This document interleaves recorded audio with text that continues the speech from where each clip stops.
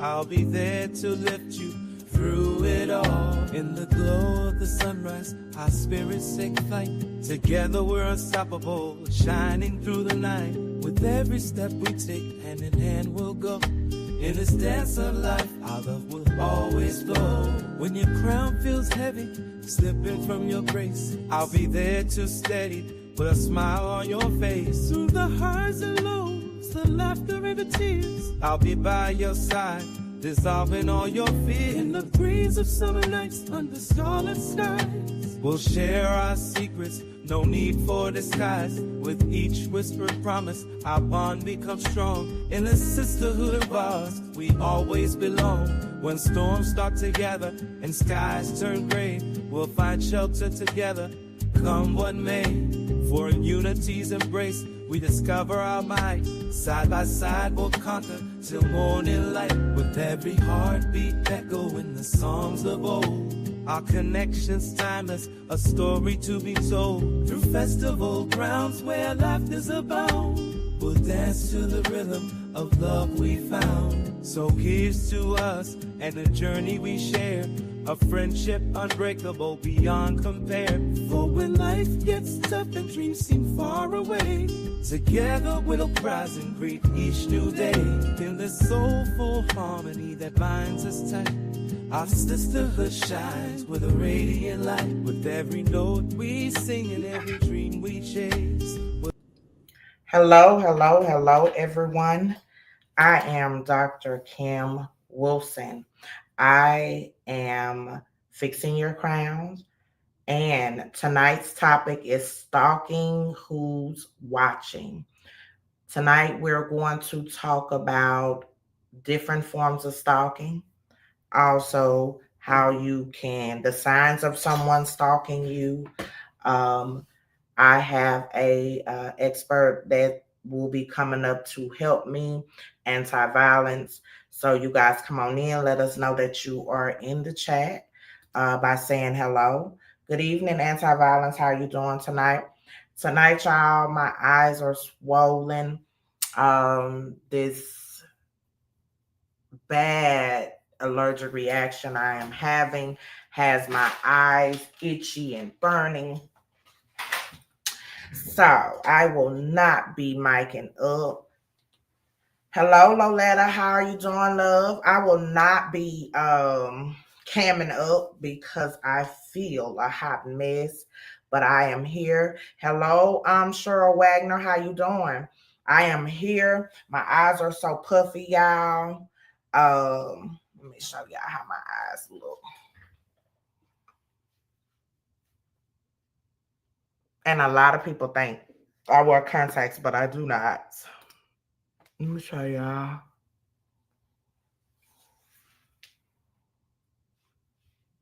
So my eyes hurt so bad, child. So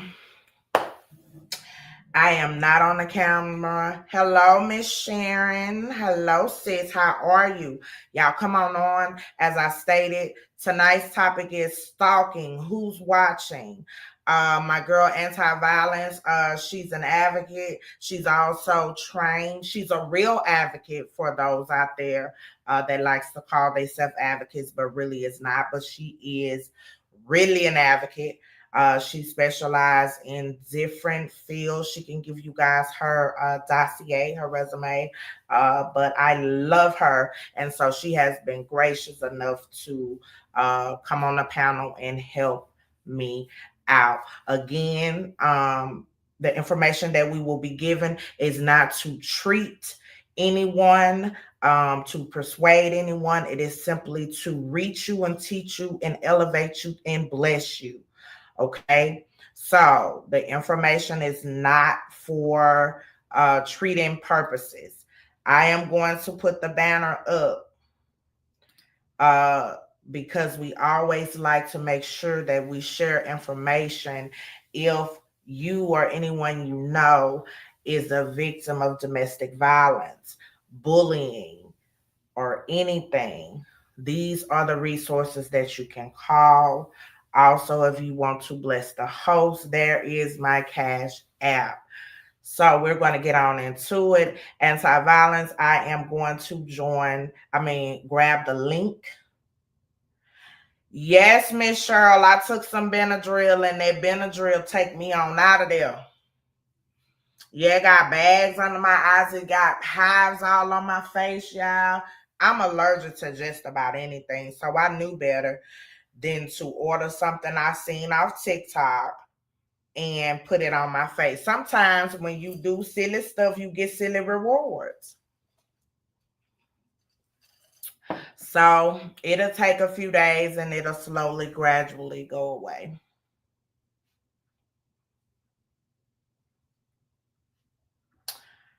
Let me grab the link for anti-violence. Also, if any one of you guys want to come up here, tell your story about being stalked, feel free to do so. We do not mind.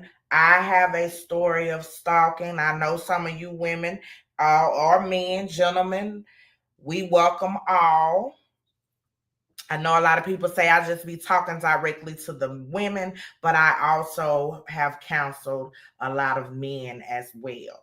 So I'm not just all for the women. Although I love fixing my beautiful queens' crowns, I do lift up our kings as well. That is the link. Again, tonight's topic is stalking. Who's watching? We will be going over different types of stalking because it's not just one, it's different forms. We also will share with you guys on how to go about getting yourself to safety if you feel you're being stalked.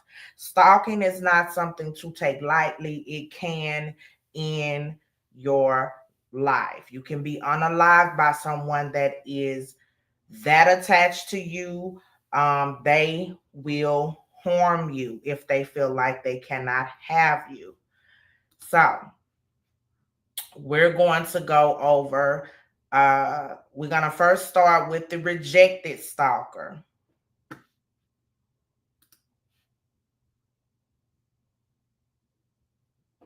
So the rejected stalker is what you guys may be familiar with. Anti-violence, whenever you're ready, love, the link is in the comments. All right, I see you. Let me get you up here. All right. Hello, anti-violence. How you doing tonight?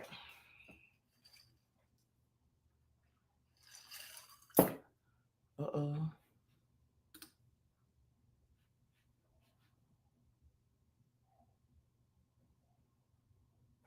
Can you hear me, anti-violence? Oh, yes. I think I'm up there twice now. Um, I got you. I was trying to enter on the app after it asked me if I wanted to enter the app after you let me up the first time. I am doing great today. How are you? I am sorry your eyes are swollen. But I don't take that little pink pill because it will knock me out. Yes, it knocked me on down up under the bed, up under the pillow.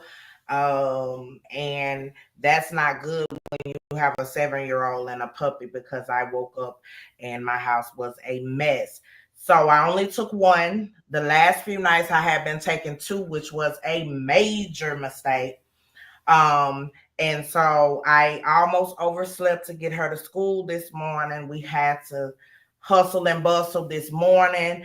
And so, yeah, I put the stuff in my face and I immediately realized that was a major mistake. It has gotten better, but my eyes was almost puffy shut. Oh no. Yeah, so it is a hot mess, but I'm pushing on. I try not to let too much get me down unless I'm just broke, busted, and disgusted. I'm going to keep on pushing and keep on moving.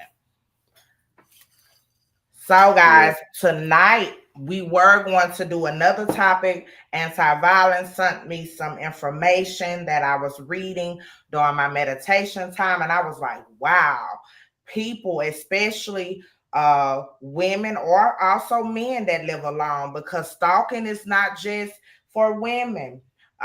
Children can be stalked by other children that's obsessive.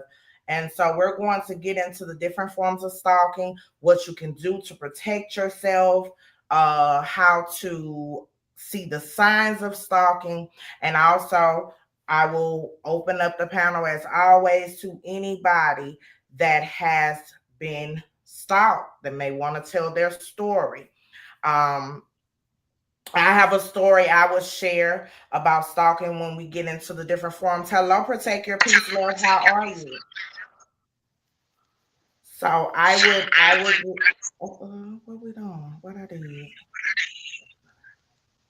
I hear myself echoing. Can y'all hear me on the chat?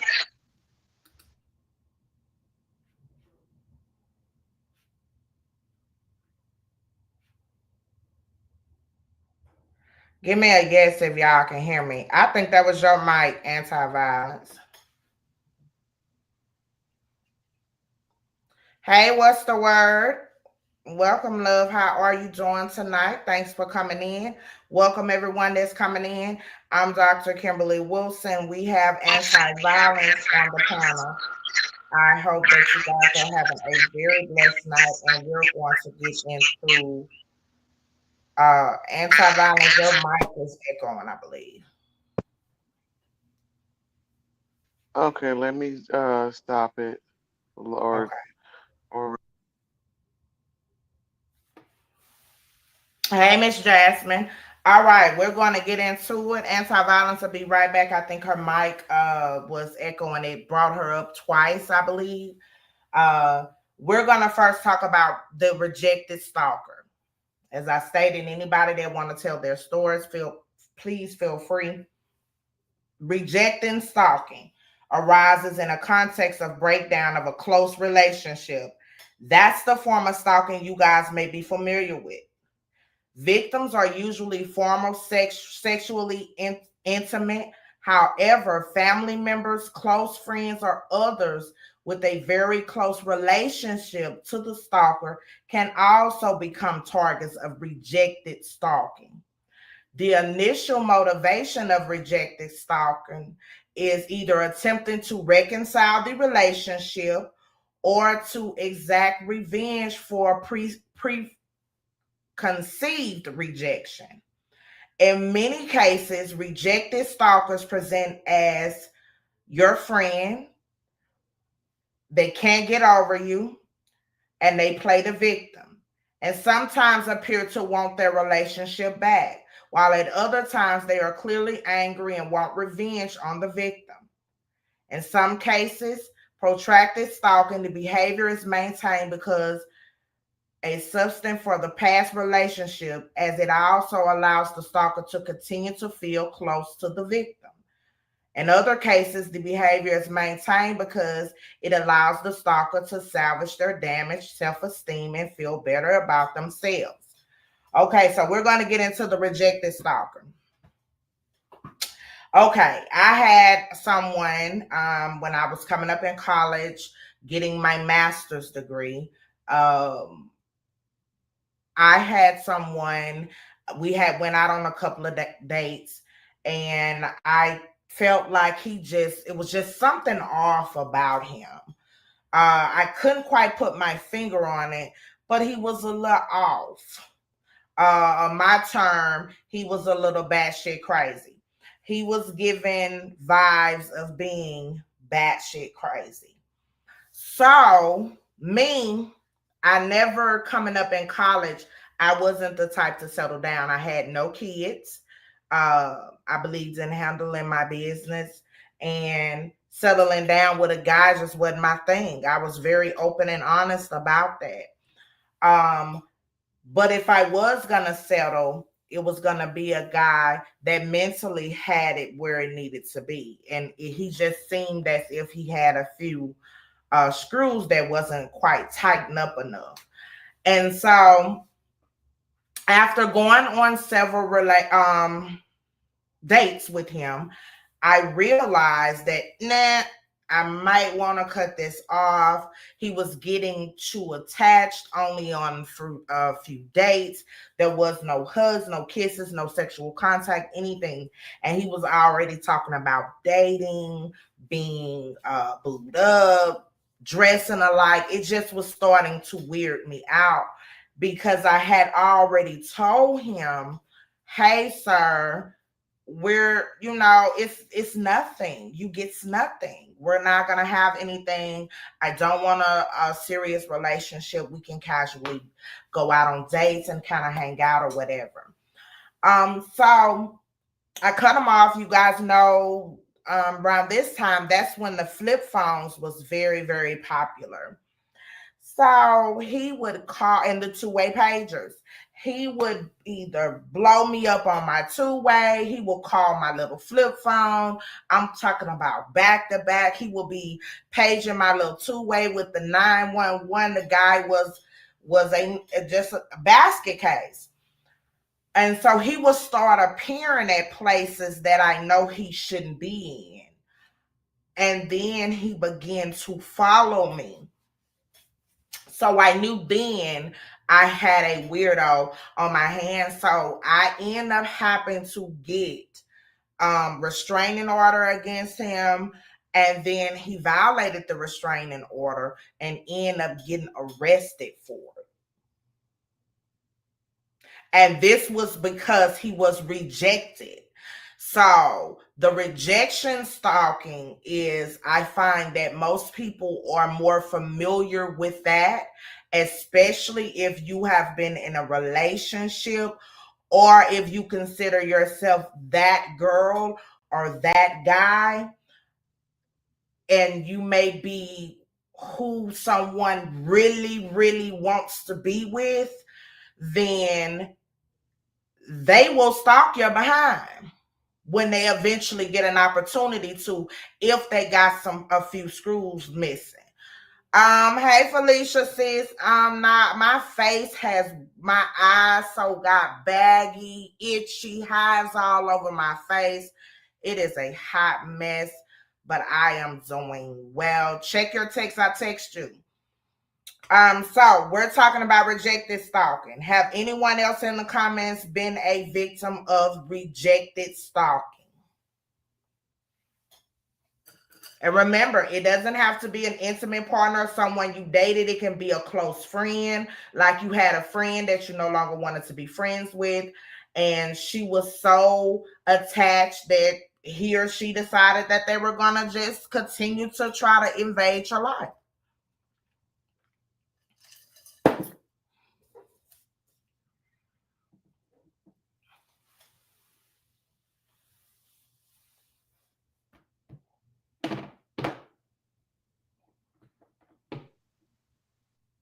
Protect your peace said no. Thank God. Yes, I know, right? Hello, Miss Angela. Have anybody else been a victim of the rejected stalker? Ex-lover, ex-friend, ex-co-worker, family member, whomever. Anti-violence, tell your party. Do I got you muted? No, I said it can't be. Okay, I'm finna remove you. Now, grab the link again, anti-violence.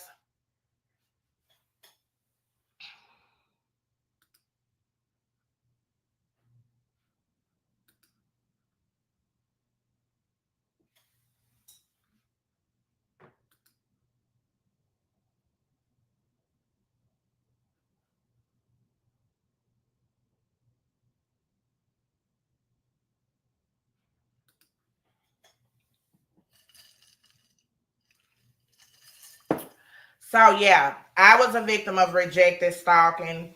It's weird. It's kind of scary too, y'all, because when a person pops up everywhere that you are, that is a little bit alarming. Hello, Brittany. How you doing, love? That is a little bit alarming. So you don't want to be around nobody that's batshit crazy. And you also want to be clear to my women and my men out there that's listening. When you get, hold on, yeah. When you get involved with someone, be clear about where you at. You let them know if you're not looking for a long-term relationship, if you're not looking for a long-term commitment, if you just want a situationship, whatever it may be clear. That way a person can never go back and say, well, you didn't tell me that. Oh, yes, the hell I did, and you still crazy. You see what I'm saying? So the rejected stalking is the most common stalking that you will see, but we have more. Anti-violence. What was your experience with rejected stalking?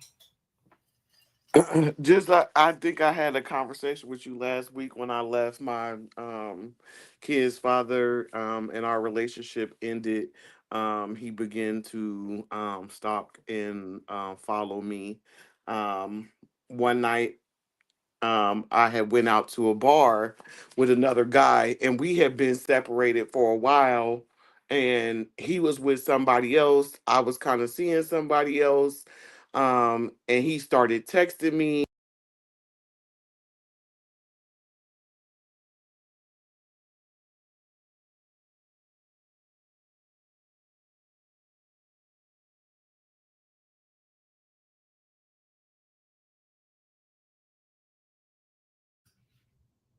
Anti-violence. Can you hear us? Because your mic, I can't hear you now.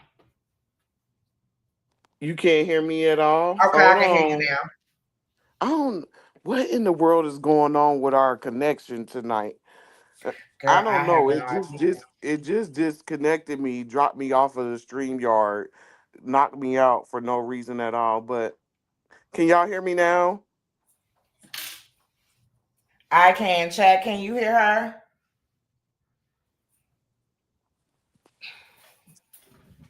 Did they say yeah? I'm not looking at the Uh, chat. they say yes. Miss Brittany say yes. Okay. So yeah, I don't know what all y'all heard, so I'll kind of just start over. After me and my kid's father, after I decided to break it off with him. Um, I didn't start dating until many, many months after we broke up. I was seeing a guy, he was seeing somebody else, and he started stalking me. One night, me and my guy friend decided to go out to a bar, and my kid's father, who was my ex, started texting me um, while we was on the way to the bar. And the next thing I know, within 30 minutes, of him texting me, he was walking through the door of the bar that we were at. Um, so yeah,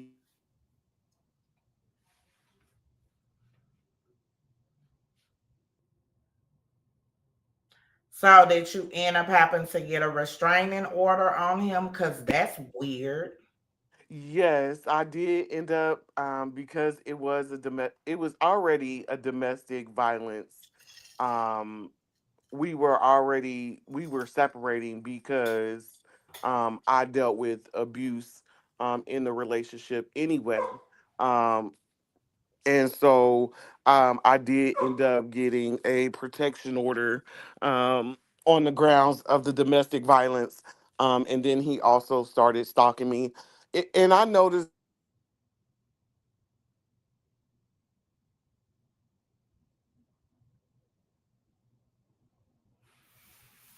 Yeah, we don't know what stream y'all got going on today, but it keeps dropping can you hear anti. me? Yeah, I can hear you now. There was other times in the relationship where um, he would be out and I would be out um, and he would just say that he seen me in traffic. And at the time, I really didn't pay any attention to it, but I realized years later that he was actually following me.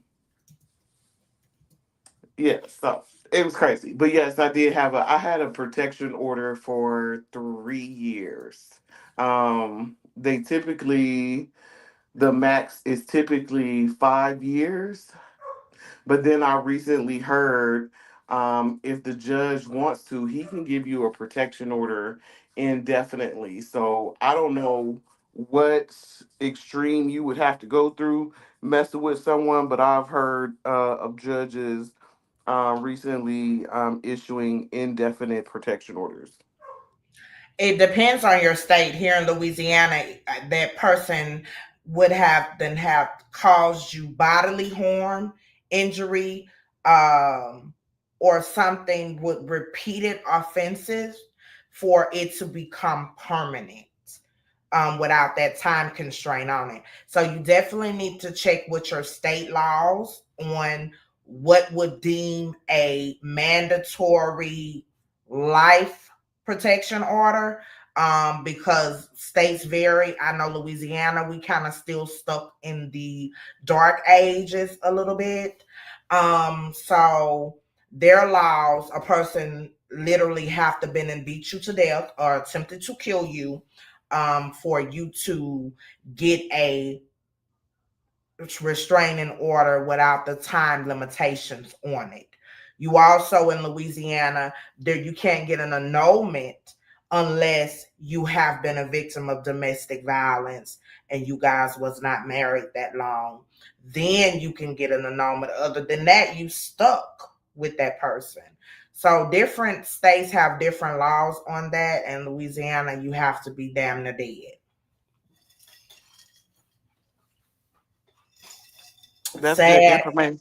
That's good information to know. Yeah, so you guys definitely check if you have been stalked or you're a victim of violence or abuse and you are seeking a protection order. Definitely check with your state laws and your state rules, because you definitely want to know when the protection order will expire. Do you qualify for it to not have a time constraint on it?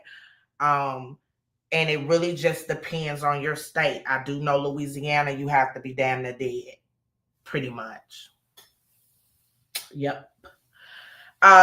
So that's an example of the rejected stalker. Me and both anti-violence. We both have went through the rejected stalker.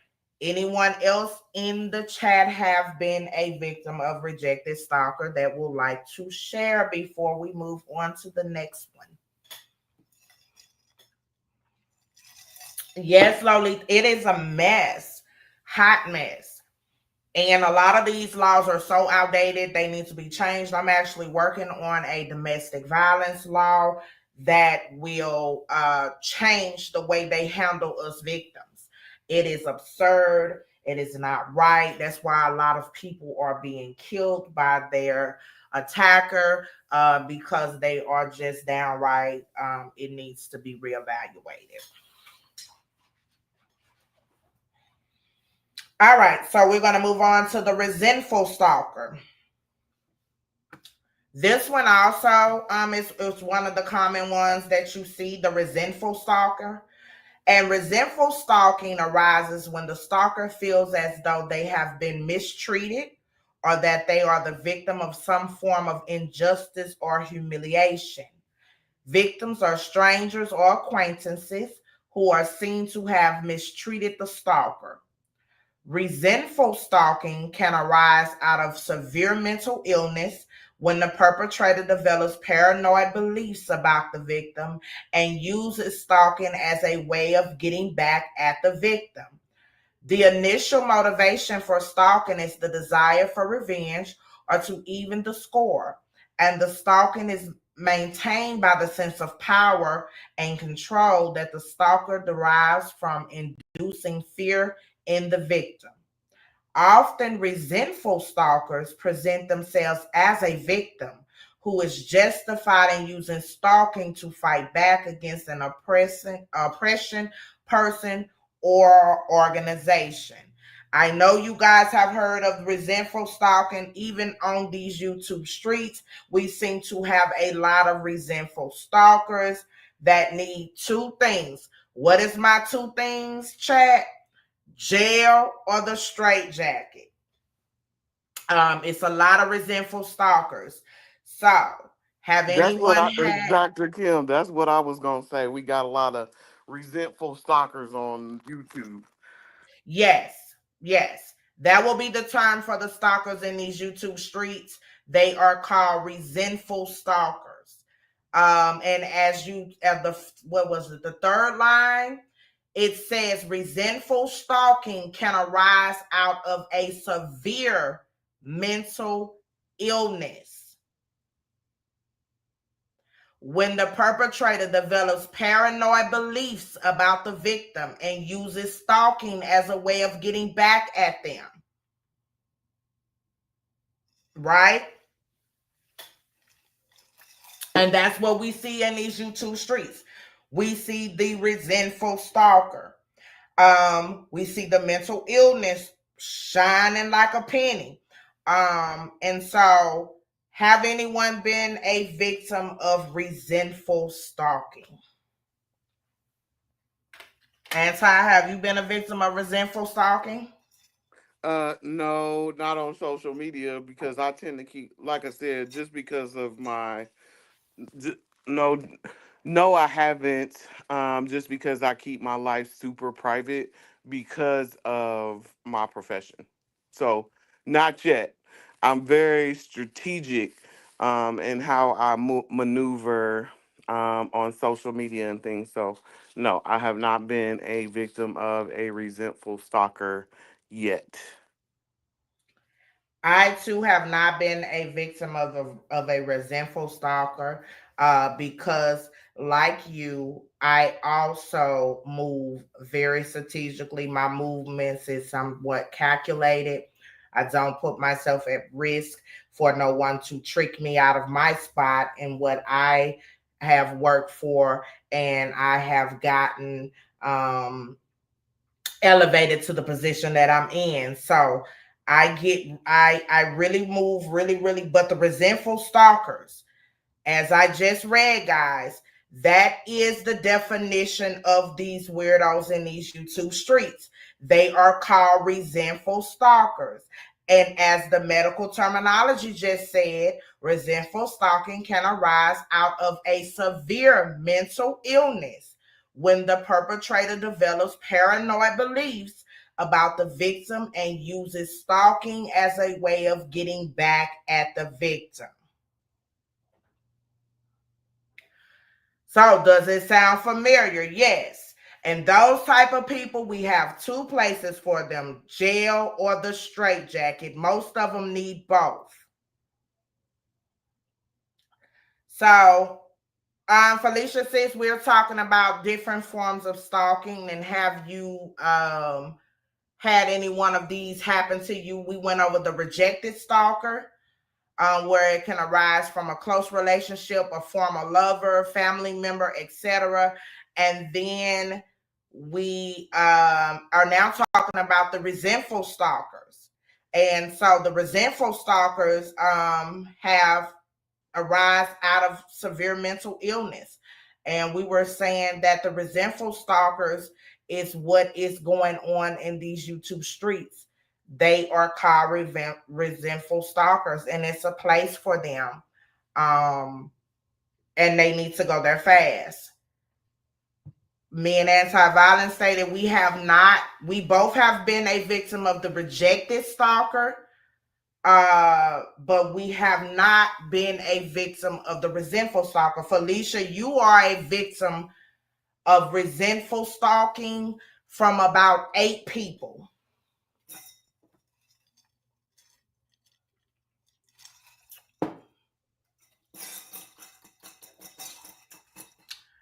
Once you hear the definition, you will be like, oh, wow, you are a victim of resentful stalking.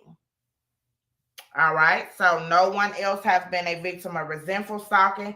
We're going to go to the intimacy seeking stalker.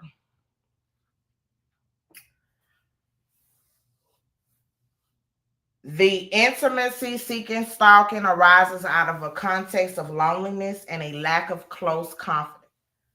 I can't talk tonight. Victims are usually strangers or acquaintances who become the target of the stalker's desire for a relationship. Frequently, intimacy seeking stalkers' behavior is fueled by a severe mental illness involving delusional beliefs about the victim. such as belief that they are already in a relationship even though none exists. The initial motivation is to establish an emotional connection and an intimate relationship. The stalking is maintained by gratification that comes from the belief that they are closely linked to another person. The intimacy seeking stalker. Now, some of you guys may have been a victim of intimacy seeking stalker and didn't realize that you were. I have been a victim of intimacy seeking stalker as well. Have you been a victim of the intimacy stalking anti-violence, or anyone in the chat? Hello, Eminem. How are you?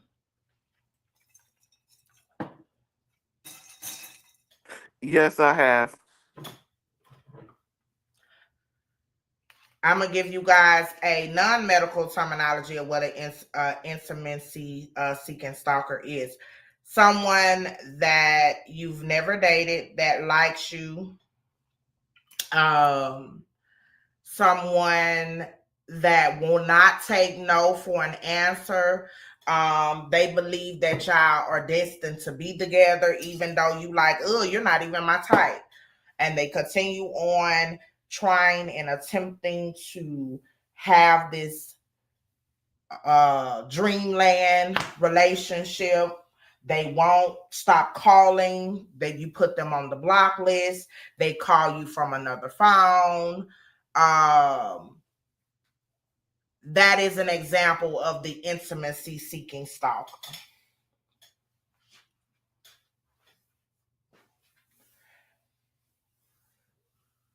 So, my experience of the intimacy seeking stalker, I was on the police force.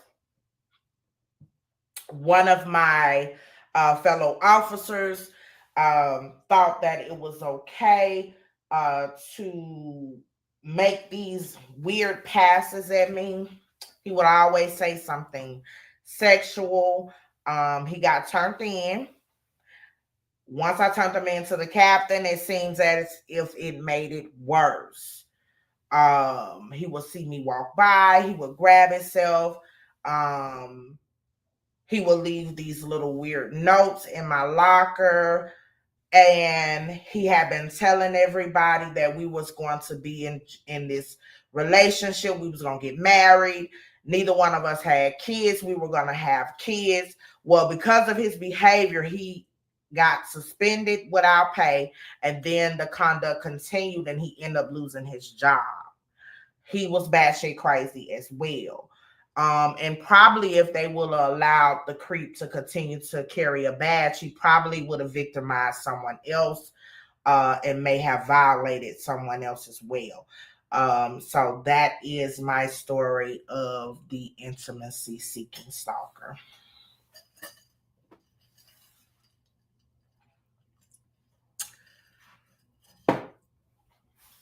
Anti-violence, it says something about your stuff ain't connected. I don't know what this thing doing. Can you see? I see you now. I just added you back. Listen, I don't know what's going on with this StreamYard. Me either. Miss Judy says, Lord, I had one of those dudes found out where I lived and would pop up random times, even when the guy was dating was there. My guy had to chase him off with a gun, and dude still popped up everywhere. Miss Judy, did you ever date him? Did you date him? Or did he just know of you?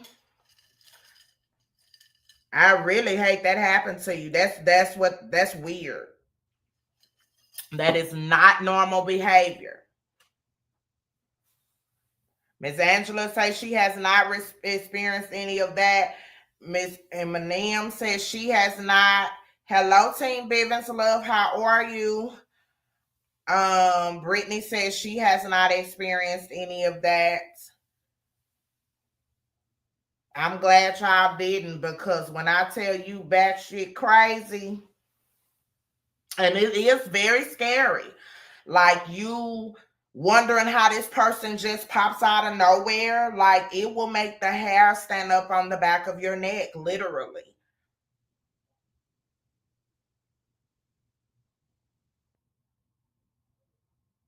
And not only that, some stalkers will turn their stalking um onto your family members and stuff too.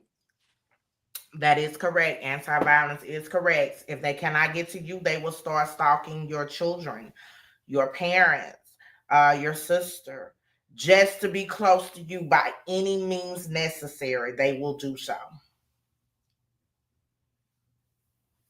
So yeah, the resentful stalker is one of them. The intimacy stalker or the rejected stalker. Those are a lot of ones that we see typically. Now, this one kind of raised my awareness. The incompetent suitor. The incompetent suitor stalks in the context of loneliness or lust and targets strangers or acquaintances. That's what me and anti-violence just got through talking about. Unlike the intimacy seeker, however, their initial motivation is not to establish a loving relationship, but to get a date or a short-term sexual relationship. Incompetent suitors usually stalk for brief periods, but when they do persist, their behavior is usually maintained by the fact that they are blind or indifferent to the stress of victim. Sometimes this insensitivity is associated with a cognitive limitations or poor social skills, consequently to autism, spectrum disorders, or intellectual disabilities. So mainly what this is saying, and anti-violence come in on this one, the incompetent suitor is what the medical term is saying. It is going to be someone with cognitive limitations, poor social skills, autism spectrum disorders, or intellectual disabilities. So it will be someone that is having issues uh with dealing with people. Um, they may not even really mean any harm or even know that that's what they are doing. But um, that is what a incompetent suitor, they didn't even name it stalking, they just got it as the incompetent suitor.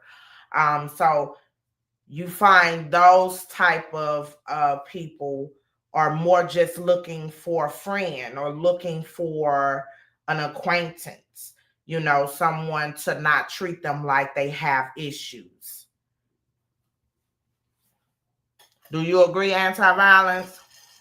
I agree, but I don't. I also don't. I haven't seen the incompetent suitor. I haven't seen them that much. I haven't pretty much. I haven't really dealt with the incompetent suitor. I have not dealt with the incompetent suitor either. However, I did have a patient uh, that begins to become irate. Um,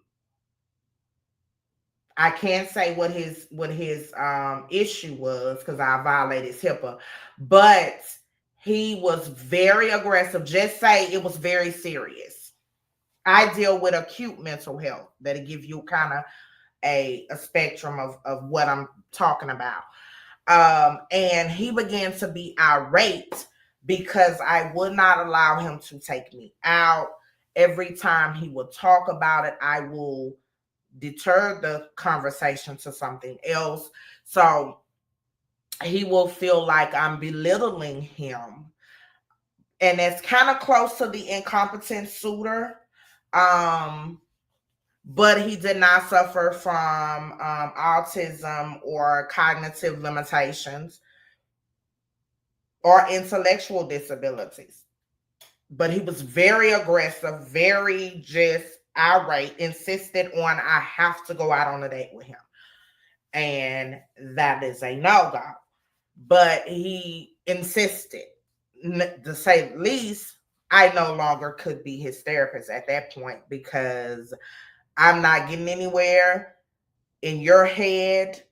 We're going to go out on a date. So that ends the therapy session with me. Let me pass you on to someone else. Have a wonderful life. This, yeah, Miss Judith, thank you so much for sharing. And I'm just wondering, was he a resentful stalker, someone you knew? Please let us know. But yeah, the incompetent suitor is one that will raise your eyebrows if you are not familiar with it. And that one kind of taught me a little bit. And we have, last but not least, the predatorial stalker. The predatorial stalking arises in the context of deviant sexual practices and interests. Predators are usually male, and victims are usually female strangers in whom the stalker develops a sexual interest. The stalking behavior is usually initiated as a way of obtaining sexual gratification, voyeurism, targeting a single victim over time, but can also be used a way of obtaining information about the victim as a precursor to a sexual assault. In this sense, the stalking is both instrumental and also gratifying for those stalkers, for those that they stalk, who enjoy the sense of power, control that comes from targeting the usually unsuspecting victim. Now, they say this predatorial stalker is usually a male looking for a female. But I don't know how many of you are familiar with Jeffrey Dahmer. He was a predatorial stalker. He would go to the nightclubs and seek out guys, drug them and take them back to his home, sexually assault them and cut them up. So he wasn't an example of the predatorial stalker. It is many, many more as well, but he's the one that comes to mind of the predatorial stalker for sexual gratification.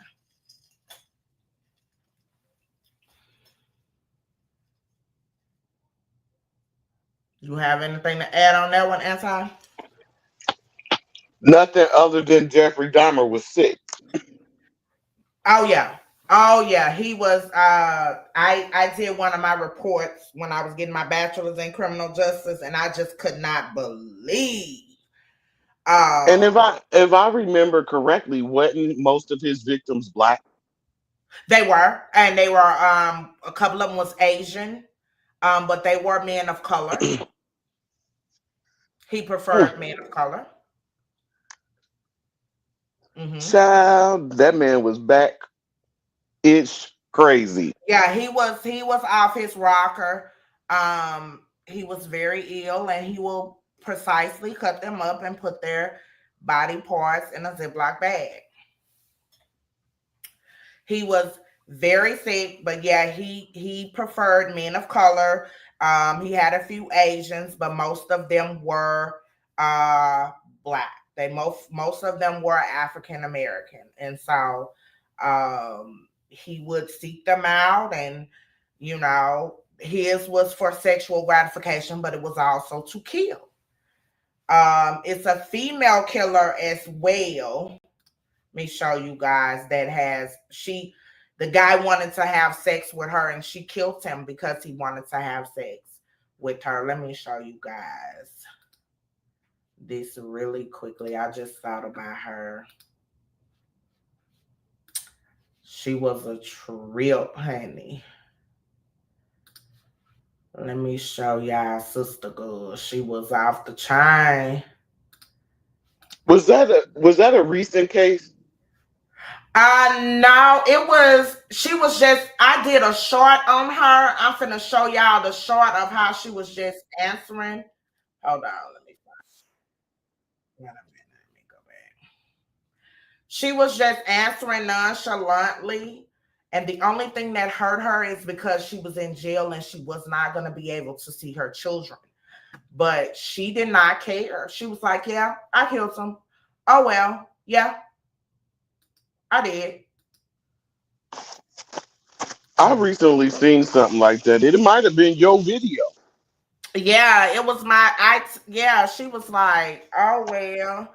I'm trying to see where is it. Did Destiny take y'all? My daughter Destiny be doing stuff on the YouTube page, and she might because I can't find the short, so she may have deleted it. But I definitely will put it back up. Let me see, is it in my phone? Because yeah, here it is. Here it is. Her name is Angela Simpson. If you guys want to go back and watch her name is Angela Simpson, and she was something else. Let me show y'all her. Y'all got to see this here. This sister goes off the chain, baby. I was like, oh, she didn't give a bleep of that bleep. You hear me? Watch this here. Check sister Yes. girl out. You tortured him. Of course. There is no ambiguity, and there is nothing you want to. Let me go Once back. upon a time, you're very upfront Pretty much. about talking about this killing. Right. You murdered this man. Yes. You tortured him. Of course. There is no ambiguity, and there is nothing you want to. Yeah, in court today, you said you're not here to pretend to be remorseful. Of course not. Why would I do that? Are you remorseful? Not at all. Why? Why would I be? Well, why did this man deserve to die? You claimed he was a snitch. Well, what proof do you have of that? He told me he was a snitch. He told you. On many occasions. But that really doesn't matter. Why did you guys want to kill me? Phoenix wanted to kill me. What's the difference? Everybody has a reason to kill. My reason might not be good to you, but your reason wasn't good to me. So. The incident, can you tell me anything about what happened during those 3 days while you were at What do you mean? No, I took him to my house, walked him down the street. I don't know why the media acts like the motherfucker couldn't walk. He walked very well. Walked him upstairs, kicked his ass, and killed him. And again, your belief is that he was a snitch because he Right. told you. You claimed that other people had been killed in that same part. You had killed other people. Have you killed other people? No, I've never killed anyone else. So that was something, just talk. Right. How do you feel about spending the rest of your life in prison? You know, I got a lot of family in prison, and I'm okay with that. I'm okay with that. Yeah. I got many sisters in prison. I can't wait to see them. It's really not that much of a punishment to be sentenced to spend my life with my family. And you don't want to talk about your past, but your lawyer said that, you know what, in sentencing you, the judge should bear in mind that you had a really Right. tough life. I started being hospitalized at 10 years old. I have a mental history from 10 years old until present. So, yeah. When you say mental history, I mean, do you care that anyone feels sorry for you? Do you want anybody? Feel sorry for me? Yeah. Should the people who are watching this say because she had a bad childhood? Of course not. Because she has mental illness? Of course not. No. That we should feel some sympathy for you? No. You would not have that. I want no sympathy. No. What then? Do you care what anybody thinks about Angela Simpson and what you have done? I don't. It's again, your candor. I've interviewed people who have committed murders before, and usually they sort of prevaricate or they this or that. You're about as direct as it gets. Right. Why is that? It's only fair. I expect you to be the same way. Okay. Do you think that it was fair today? It was justice in that courtroom?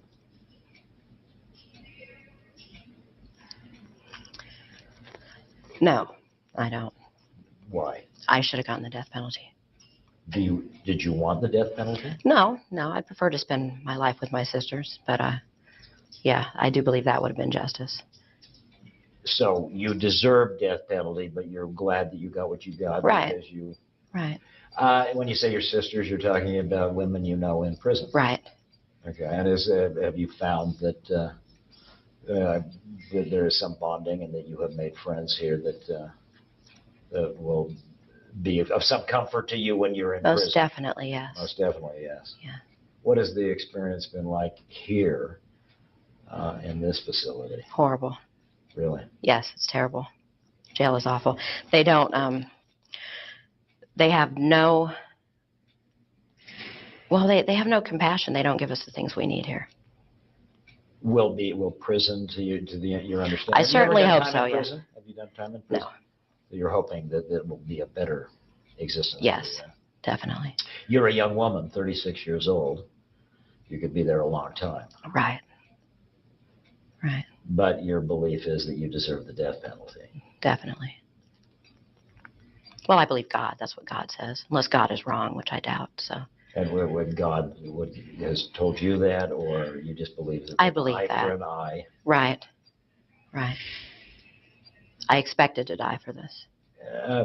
What insights can you give us to you? What would you have anyone who may hear this interview know about you? There's really nothing. People are going to believe what they want to believe, judge the way they want to judge, just like I do. So, yeah, so be it. Why did you feel like you were? So you guys see, she has a little bit of several things happening with her. She has mental illness, severe mental illness. I can name off several mental conditions that she's dealing with. Also, she has no remorse at all. Her candidness was a little bit shocking for me at first when I first seen this interview a few years back. I said, oh my, because her candidness, her expression never changed. Her look never changed. She didn't seem to be uncomfortable. She said she found him and she just killed him because he was a snitch. She took him upstairs and killed him. Just like, yeah, I killed him. She don't do snitches apparently. And they did later link her to more murders. They did later link her to more murders. But she had murdered a man in a wheelchair for snitching. She pulled out all of his teeth and stabbed him, I believe it was, repeatedly. Like, she tortured him. Like, so whatever he snitched about, I guess it triggered her. I don't know. But this was one of the cases I seen that I was like, whoa. She had no remorse. Her eyes, her pupils didn't dilate not a bit. And though she needs to be locked up, they need to put her in a long-term mental hospital as well, because she will do it again. She will do it again because she doesn't have any remorse for killing. Killing is just killing to her. And so, yeah, she sought out this guy. He was in a wheelchair. He was a snitch. And so when he told her, he admitted that he snitched, he was dead. And so that goes back to what we was talking about. His was not predatorial stalking. Hers will be the resentful stalker. She was resentful because he was a snitch. She never said that he snitched on her, but he may have snitched on, you heard her say she got a lot of people that's in jail, and she didn't care about being in jail. All her people in jail, so it was cool with her. So that is an example of resentful stalking, several mental illnesses. The system failed this woman. She said she was in treatment since the age 10.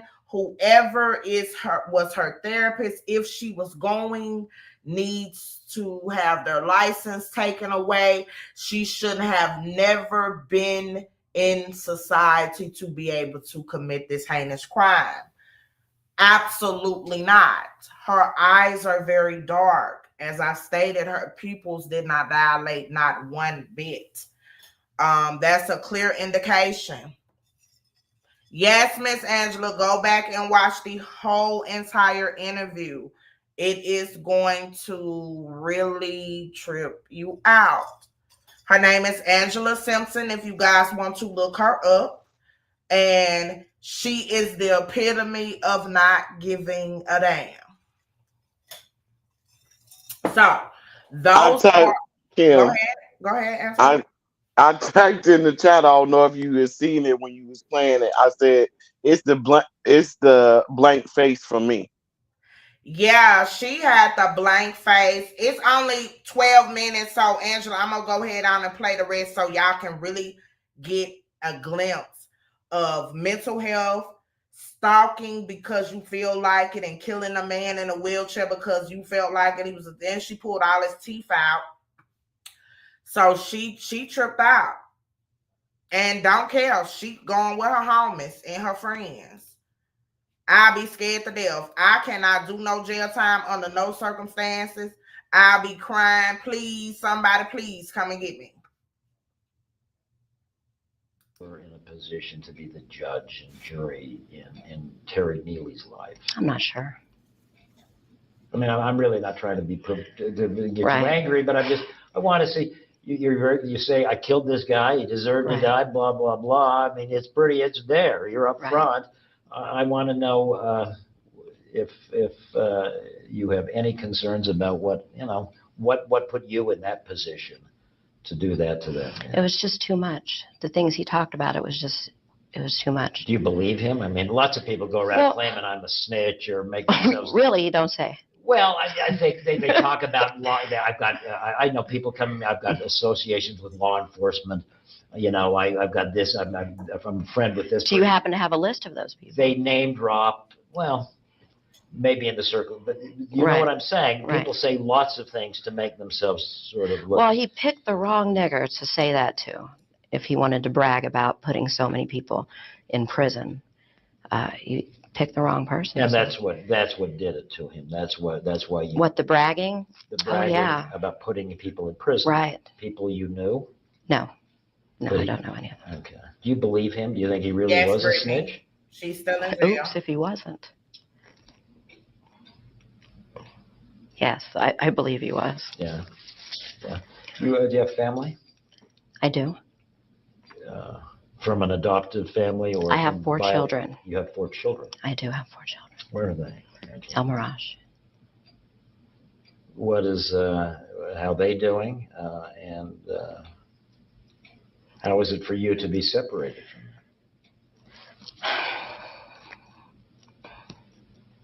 I don't want to talk about my children. I can't do that. Yeah. Is there a message for what? Is there a bottom line or a lesson to be learned from the story of Angela Simpson? There's a bottom line to everything. But what is the bottom line to this story? Whatever people want it to be. It doesn't matter what I say. I don't know. Insights that you don't regret killing this guy. I don't regret killing him, no. I regret the fact that my co-defendants found it necessary to divulge so much information to the detectives. I regret that. They were people I really cared about. And I regret that they were near me or around me at any point.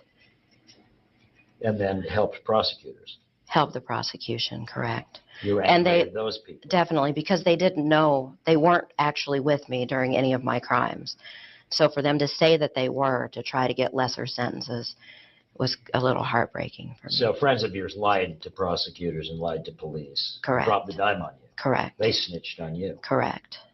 If you could, would you do to them what you did to Terry? No, I would not. Because you still have some relationship with them, or? Well, no, but I had claimed a bond with them at one point, so I wouldn't be able to avenge that. Yeah. Did you act completely alone in that Yes, part? definitely. So nobody else helped? No. Totally alone. Help me understand. For 3, I know the crimes of passion or something, and in the heat of the moment. But to spend Yes, 3 Angela, days she did. driving nails into a guy's head and pulling his teeth out. Right. Why?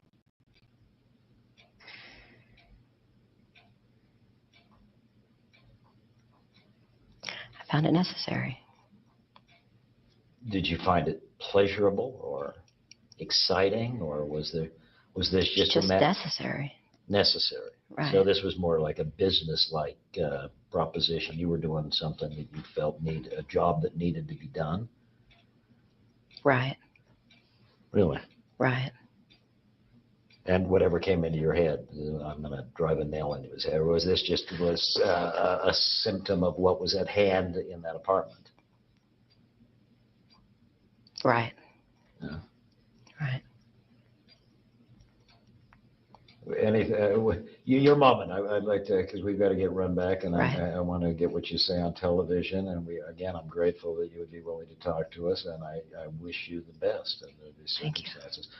What would you have the world know? You're sort of an interesting character, because first of all, women generally don't commit crimes this heinous. Right. This is usually the domain of men. That's unfortunate. You think more women? Oh, yeah. Equal opportunity, definitely. And I know you're being sort of a smart aleck to me. Slightly sarcastic. But yeah, seriously, I mean, in some ways, I've been covering murder and mayhem and covered serial killers to petty shoot 'em ups. And you don't meet many women who commit the kind of calculated, long-term murder that you committed with this guy. And you don't meet many people who are willing to say, I did it, and you know what? Deal with it. Right. That's the way it should be, in my opinion. But you seem so, you seem like you're sort of I'm sort of almost self-righteous about it. I did this, and I did. Do you think you did the right thing by killing this guy? Definitely. Other than shooting his mouth off, what else did he do that you know of? That's what he got done for. He's white trash. Somebody had to take it out. That's it. Was there a racial component to it? Oh, there's always a racial component. Okay. And what do you mean by that? I'm not going to elaborate on that at all. Okay, but the fact that you're a black woman and he's a white guy, that factored into your killing him? Yeah. I wouldn't kill another black individual. Okay. Would you, if you had that moment to live over again? I'd have kept him alive a week. But you would have still tortured him and killed him? Oh, I'd have tortured him for a week, yeah, instead of 3 days. Definitely. So your only regret is that the torture didn't go on any longer? Right, and I regret not killing my other victim. I should have killed him, too. I just didn't have time. I had to go somewhere. And tell me who that other victim was. Joseph Van Tress for the armed robbery. Yeah. I should have killed him, but I had to go. Will you kill again? If the opportunity arises, I hope so. Okay, we're done. Are you done? Yeah. All right. Thank you, Ange. Wow, she said, I mean, wow. She said she had to take the trash out. Somebody had to take the white trash out. I wasn't prepared for that one. She said, as I told you guys, she will kill again. She was very honest. She said she will kill again. With someone with her mental instability, mental illness, she's sick. She needs help. She needs to be institutionalized. Jail is not going to help her, because if one of them women in there make her mad, she's going to kill them. She needs some really serious psychological help. She got to get her some help, because she doesn't have a sense of right from wrong, and that is a very dangerous person. She has no remorse for torturing him for 3 days. She says she wished she would have tortured him longer. She then stated he picked the wrong NIGGA, right? She then said he was white trash and someone needed to take the trash out. So she just told them that she is a racist killer. She will kill more white men if she had the opportunity to do so. She didn't kill her other victim, but she had to go. Whatever that means. Wow. And I'm sure, Kim, I was reading something while you was playing that. She did she was on drugs too, so I'm sure the drug use exasperated her mental issues. It did. It did. Anytime you have a mental illness, and you mix it with any opiates, any drugs, it intensifies the chemical imbalance in your brain, especially if you have multiple personality disorders, if you are manic, if you are paranoid, schizophrenic, um, all of those different echelons, and I can go on, MPD, all of those.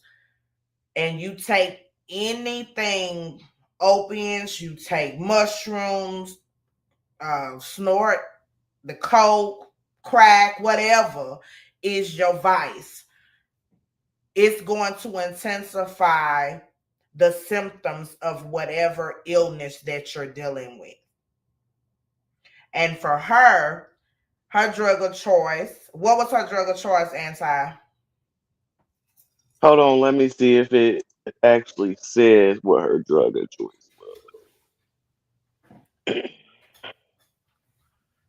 Me too, Brittany. So for her, the family, the victim of the family, look at this interview. I know they got sick in their stomach because she pretty much said she had to take the white trash out. You got to take the trash out to the trash can. Wow. You know what I'm saying? If I was the interviewer, I would have been trying not to show any emotions. And when she said she had to take the trash out, it would have been hard for me not to laugh, and not in a ha-ha way, but a WTF way. Like, did she just really say that?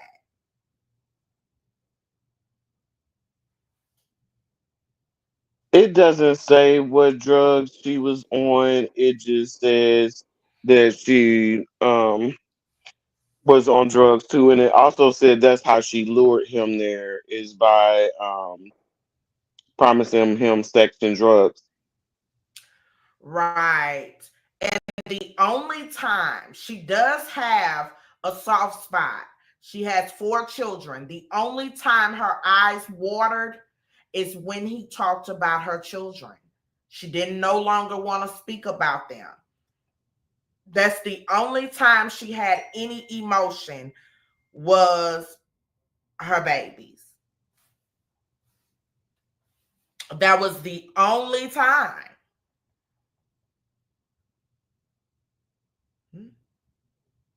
Oh, that was the only time. And so for her, she sought him out. So it goes back to the types of stalking. She was resentful because he was white. Plus, she considered him to be white trash. And she was resentful that he picked her, being an African American woman, to tell that he was a snitch.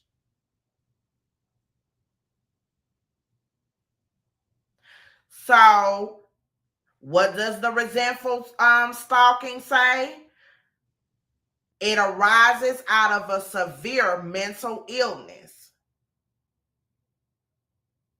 So she sought him out. She began to be paranoid when he said he was a snitch. I guess she may have thought that he was going to snitch on her. I don't know. But she tortured him for 3 days, bust him in the head with nails, pulled all his teeth out, and tortured him and bludgeoned him and killed him with zero remorse. People gotta take the trash out, was her terminology for a human life. You got to take the trash out. So we have to be mindful of people that we encounter, because some people, we have health and we have mental. Your mental health is just as important as your physical health, because poor mental health can cause very bad, poor physical health. If you're suffering from mental illness untreated, it will eventually start causing you health issues, physical health issues. Anytime someone deems human life as trash, file 13 material, you cannot listen at the words they're saying, but the actions of the way that they're saying it. And this woman has been in the system since she was 10 years old. The system, somewhere, somebody in her family failed her. There was no way that she should be out to be able to take the trash out.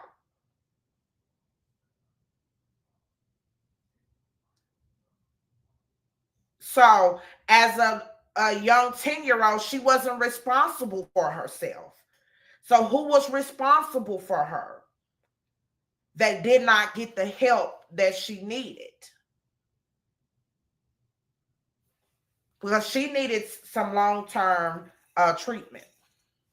She shouldn't have been allowed out in society. I agree, Brittany. She shouldn't have been allowed out. Like, what are we doing here?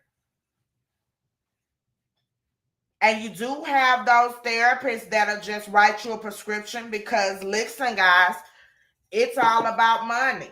If you get into the medical field or you get your PhD for the wrong reasons, you will write prescriptions just for the money and can care less. Some prescriptions, as a doctor, anti-Semitic medication especially, that one prescription will give you $20,000 just for signing a prescription. Some even more. Zoloft. You want to know how much they were making to write the Zoloft prescriptions? I was told I wouldn't make it very far because I have a heart problem. And what they mean is I care about my patients too much to just write the damn prescription. That wasn't the exact words of running the drug reps.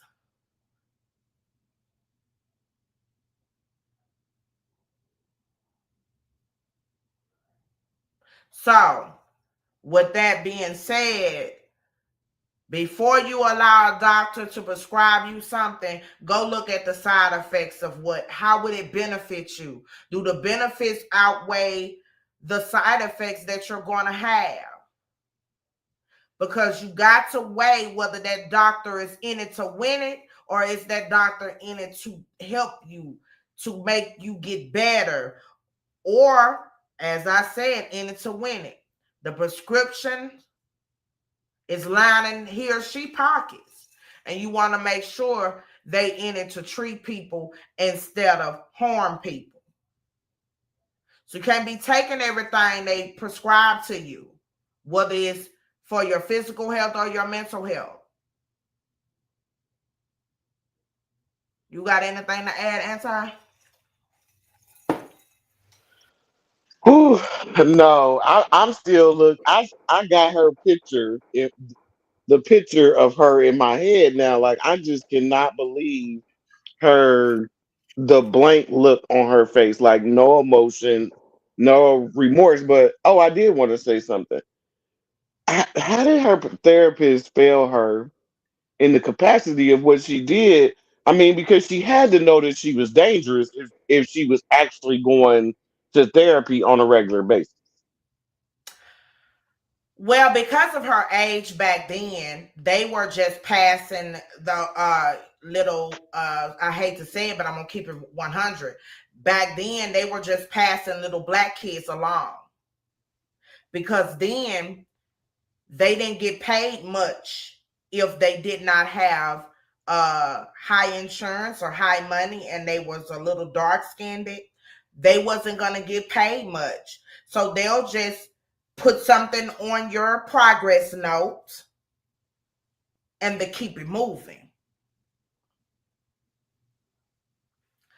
So no therapist that she seen. Now, had she came on and sat on my couch, she'd have been gone upstate from our first session. Our initial, I would have known then. And then on our follow-up, our treatment plan would have started. Because she's a threat to herself and she's a threat to society. Those are the two things you need there. She's clearly a threat to society. She just said a human life is equivalent to trash, right? Especially if they're white. So no white men are safe around her. So that tells you she's been a victim of some prejudice in her life. She's been hurt. And I wouldn't be shocked if she was violated by a white man. Because something has gave her a severe prejudice against white men. Where she said she'll kill again. And take the trash out. With no remorse. Her pupils did not dilate and her eyes was black.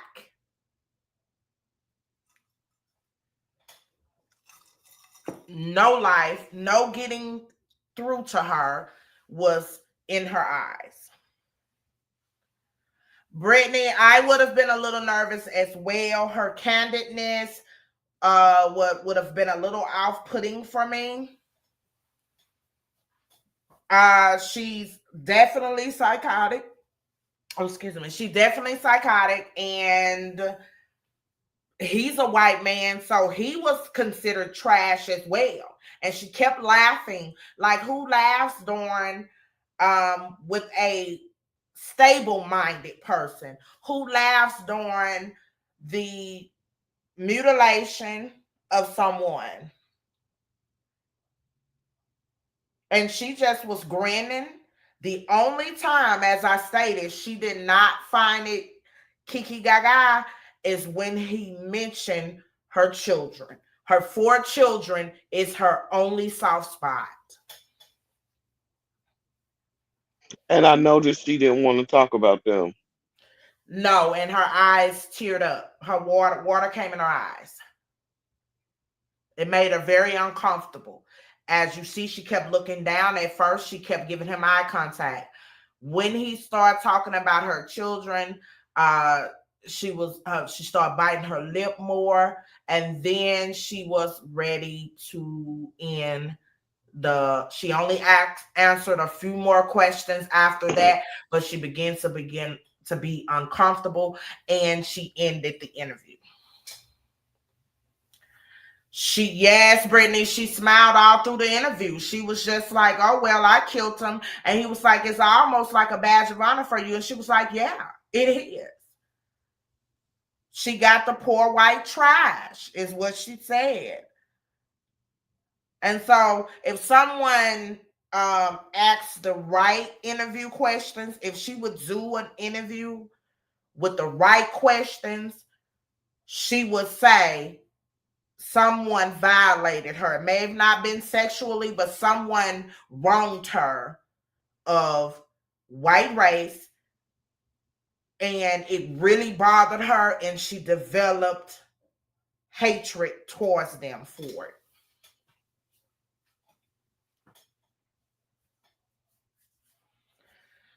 So those are the types of stalking. We went through them.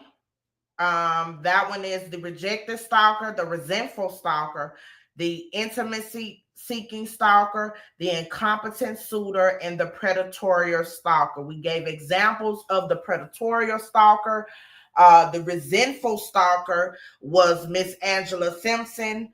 Um, she's resentful of the white man. Predatorial stalker is someone like Jeffrey Dahmer.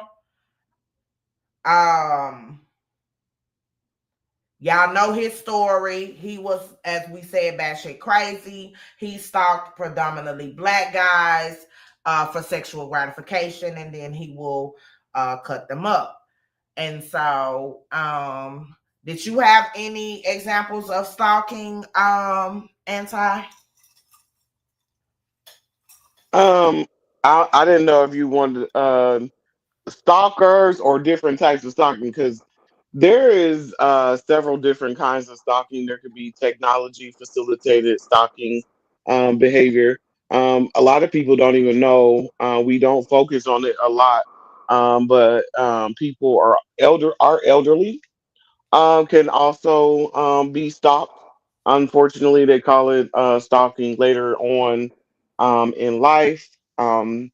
There's stalking behavior when it comes to sexual violence. Someone can stalk you through the court system, things like that. And so, yeah, um, any information that I give you here should not be a substitution for seeking professional help. I know at domestic violence and dual domestic violence centers like Mind. We actually do stalking risk assessments and and the lethality assessment when someone is experiencing um, either one of those behaviors to assess your risk. Um, so I don't know if you wanted me to go over that information that I sent you earlier. We would not have time to go through them all because it's just a lot. Like it had I have Native American like um, specific groups and stalking behavior. And so if you want me to go over the technology facilitated stalking behavior, Yeah, I definitely go with that one. Go over the ones that we're commonly seeing, so people can understand that type of behavior, what it is categorized as, so you guys will know what is needed to be done for that type of behavior. As I stated before, if you're seeing anyone with resentful stalking, we talked about that. That is what is going on in these YouTube streets. The rejected stalker, that is when you have been intimate or a family member, close friend, or someone very close to you. But the resentful stalker, we talked about that a great deal. And so anti is going to go over different type of stalking as well that you guys have probably seen as well.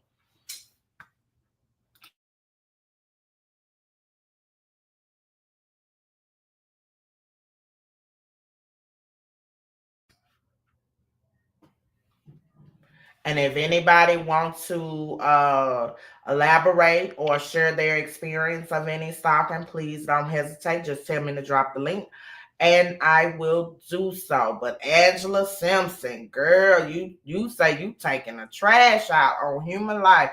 Now that one is gonna sit with me for a while. Okay, so can y'all hear me? This screen yard is acting up again, so I had to disconnect my earpiece. Can you hear me? I can. All right. So we're going to go over the technology facilitated stalking behavior. So and then with all stalking within our field, they say it surrounds different four different behaviors.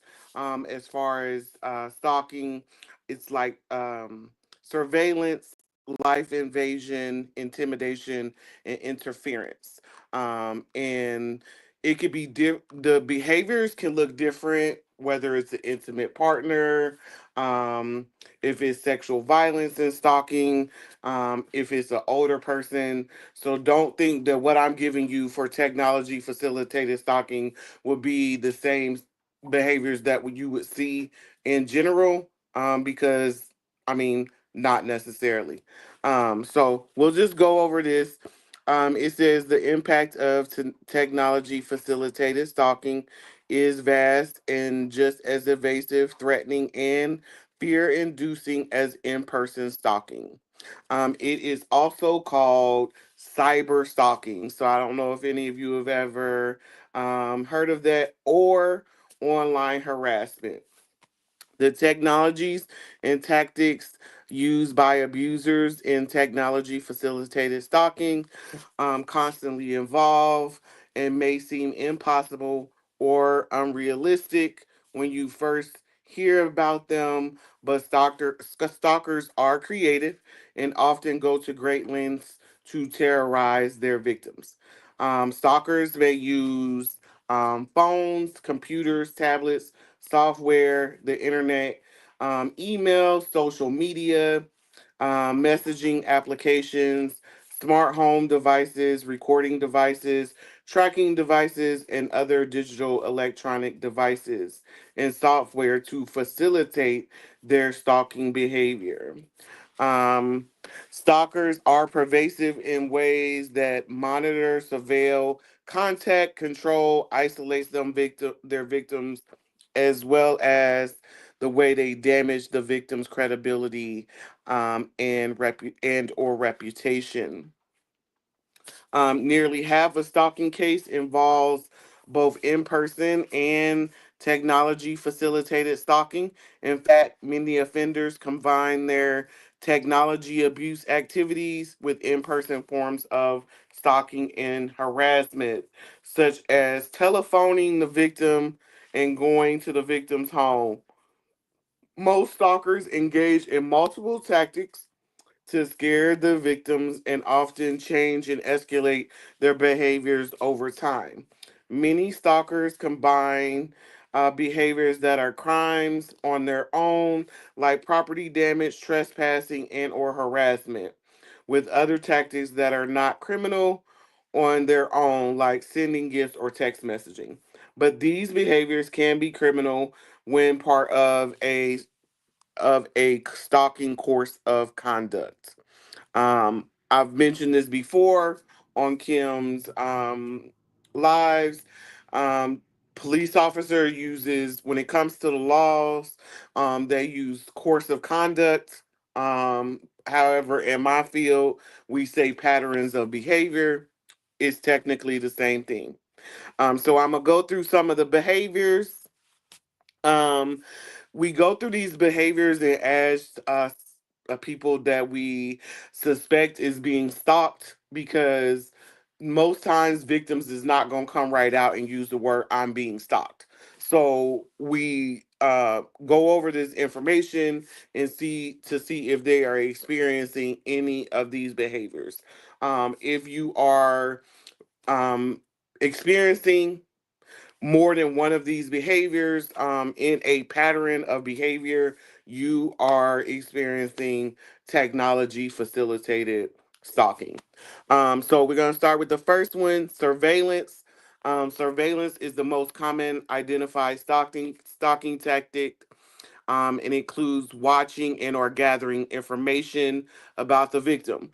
Ways that a stalker may use technology to surveil a victim includes monitoring online activity, accessing online accounts, whether it be your email, social media, or banking, using location tracking apps and software, using GPS or Bluetooth tracking devices, using cameras or audio or video recording devices, using smart home devices, find the victim in online spaces they frequent, seeking information about the victim online, and using technology to monitor the victim's schedule, routine, work, school activities, and methods of transportation. So life evasion. Life evasion describes ways that the offender shows up in the victim's life without the victim's consent. Ways that a stalker may use technology to show up in a victim's life includes unwanted contact online through text messages or phone calls, emails, and or other platforms. Impersonating the victim online. They can also use text messages, phone calls, and or through other platforms. Um, Impersonating others to access the victim, masking or spoofing phone numbers, social media accounts.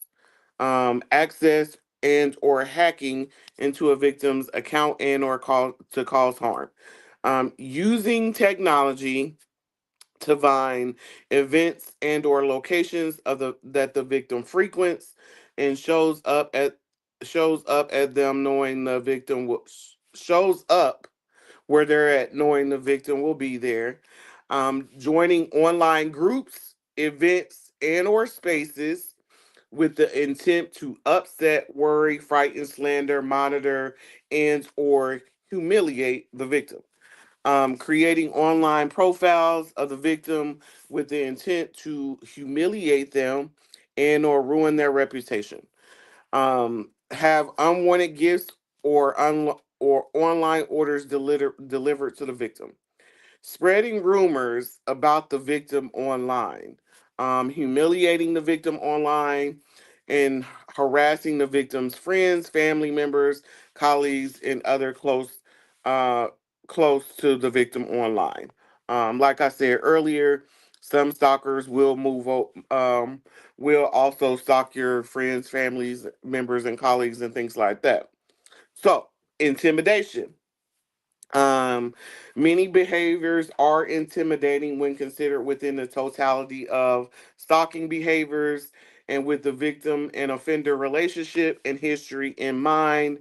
Threats can be explicit or implicit. Ways that a stalker may use technology to intimidate a victim includes implicit or implicit threats made online. Blackmail, sextortion, threats to post private photos, information and or videos, real or fake. Threats to interfere with online accounts, threats to use technology to interfere with property, employment, or finances, threats to harm, threats to destroy or impede access to technology, online accounts, and or digital files and photos. Threats to ruin the victim's reputation and or humiliate them in specific online spaces that are important to them. Threats to damage and or destroy technology or limit or remove a victim's access to technology and engaging in symbolic violence online, like posting or sending violent photos or videos. And then the last section is interference out of the four that often constitute um, stalking is interference through sabotage or attack. Stalkers often interfere in a victim's life in many ways, affecting everything from the victim's reputation to their employment and or physical safety.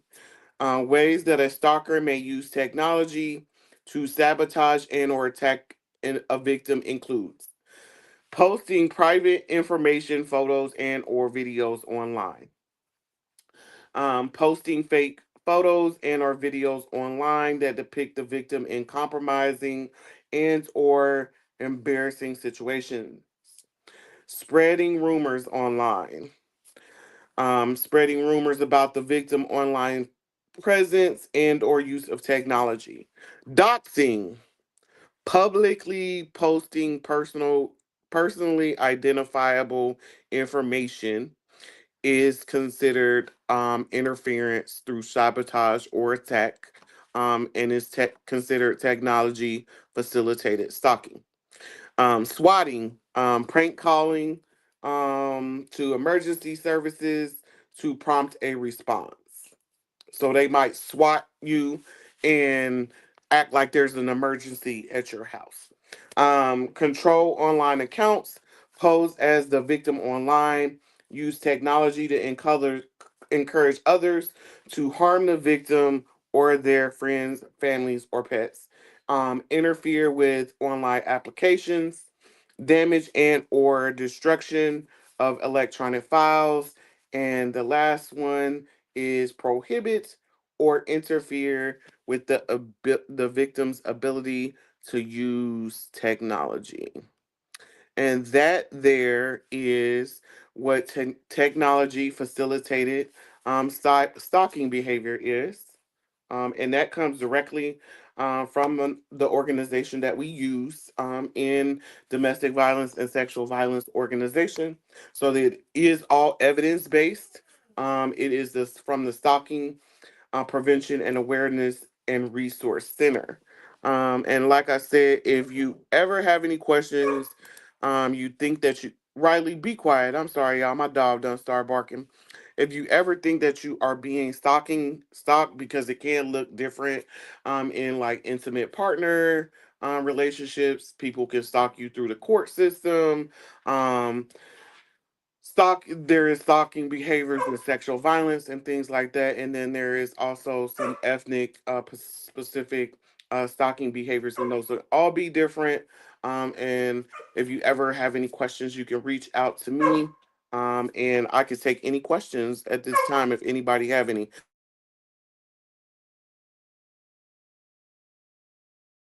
That was definitely great commentary, anti-violence. Thank you so much for your knowledge and your expertise. Do anyone have any questions on any of the stalking that we have went over? Any of the different stalking guidelines that anti-violence has went over, and the different techniques of how to be aware of stalking, the signs rather. Do any of you guys have any questions or comments or anything?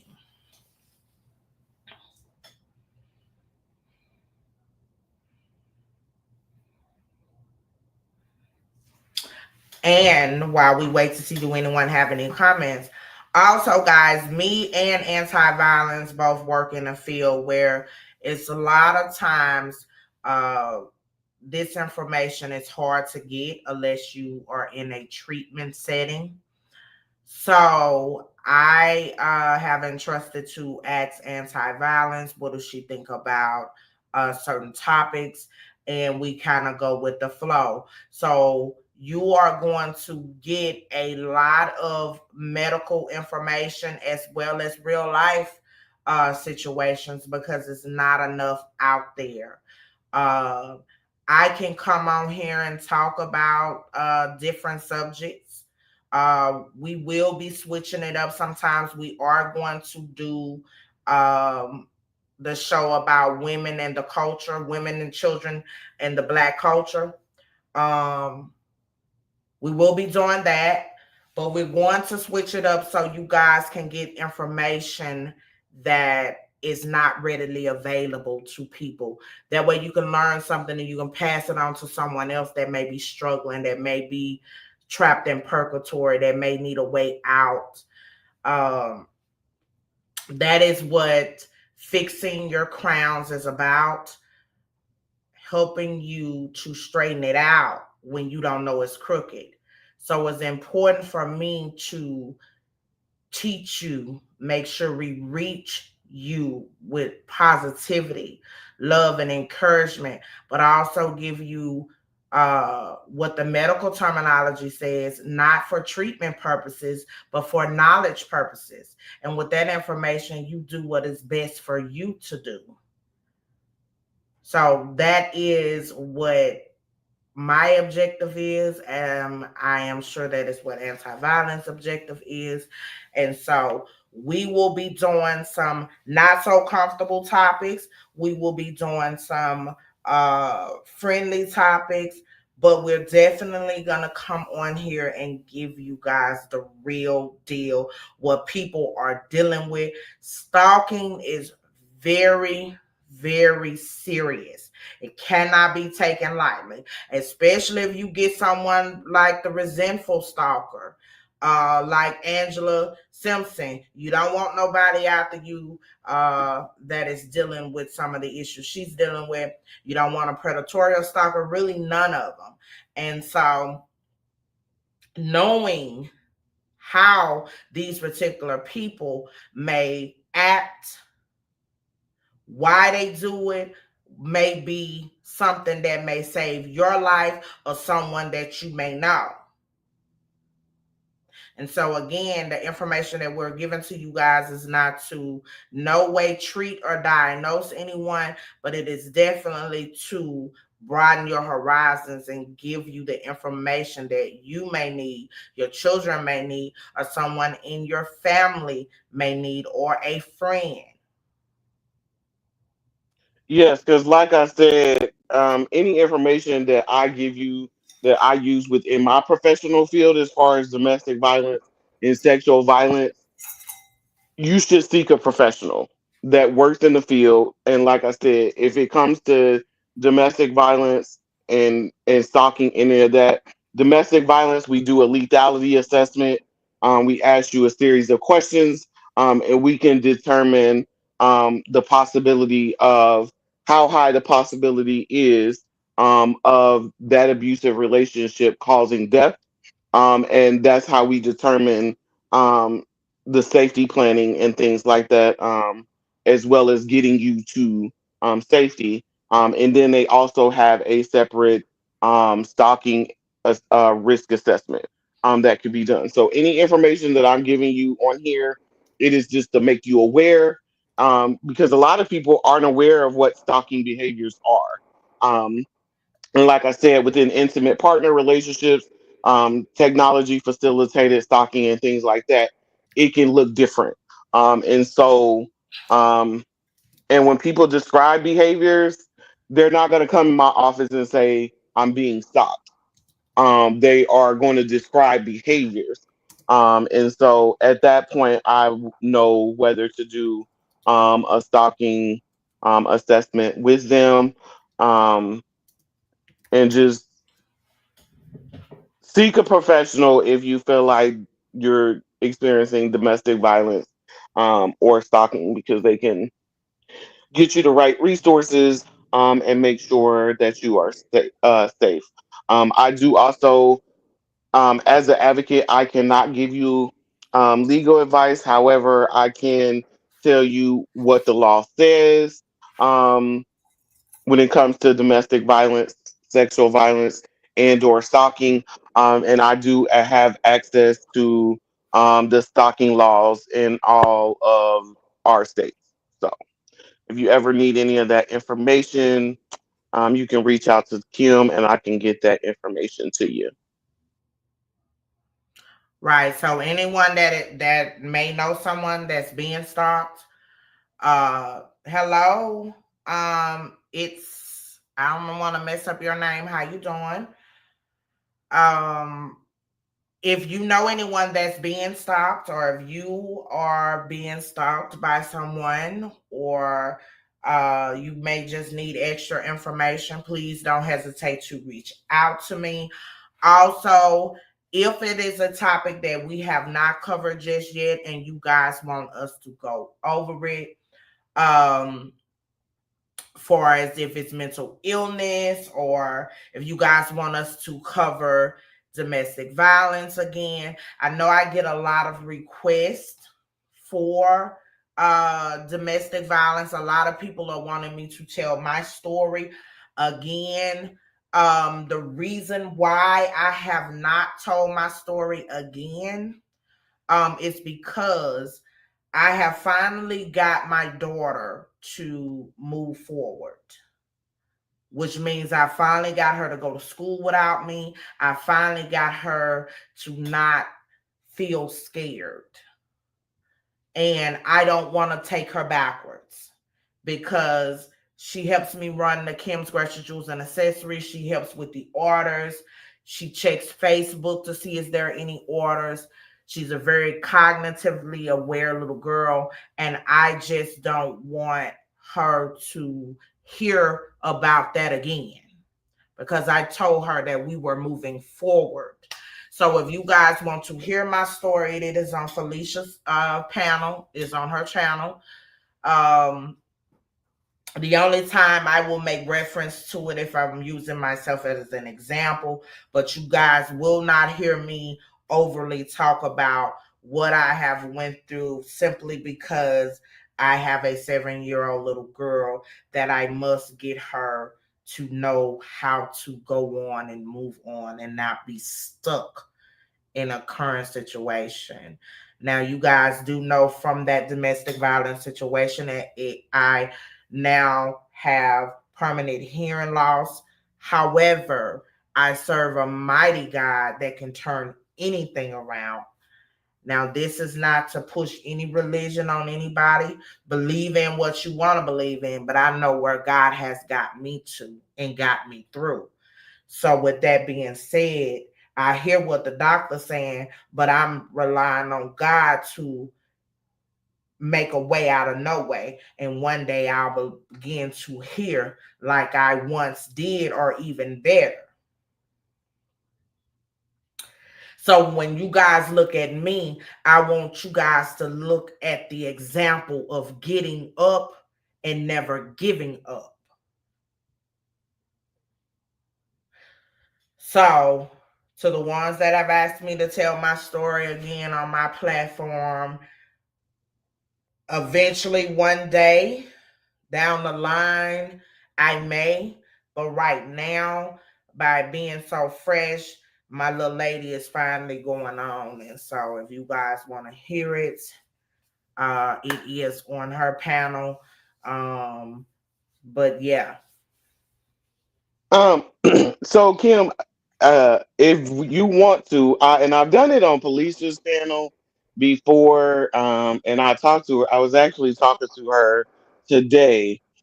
She took that video down, and I'm gonna tell you, we did that live, and within 4 days, she had like over 2,000 views on it. So if you guys ever want me to come on, and just talk about, what domestic violence is, because a lot of people, when they think about domestic violence, they just think about physical abuse.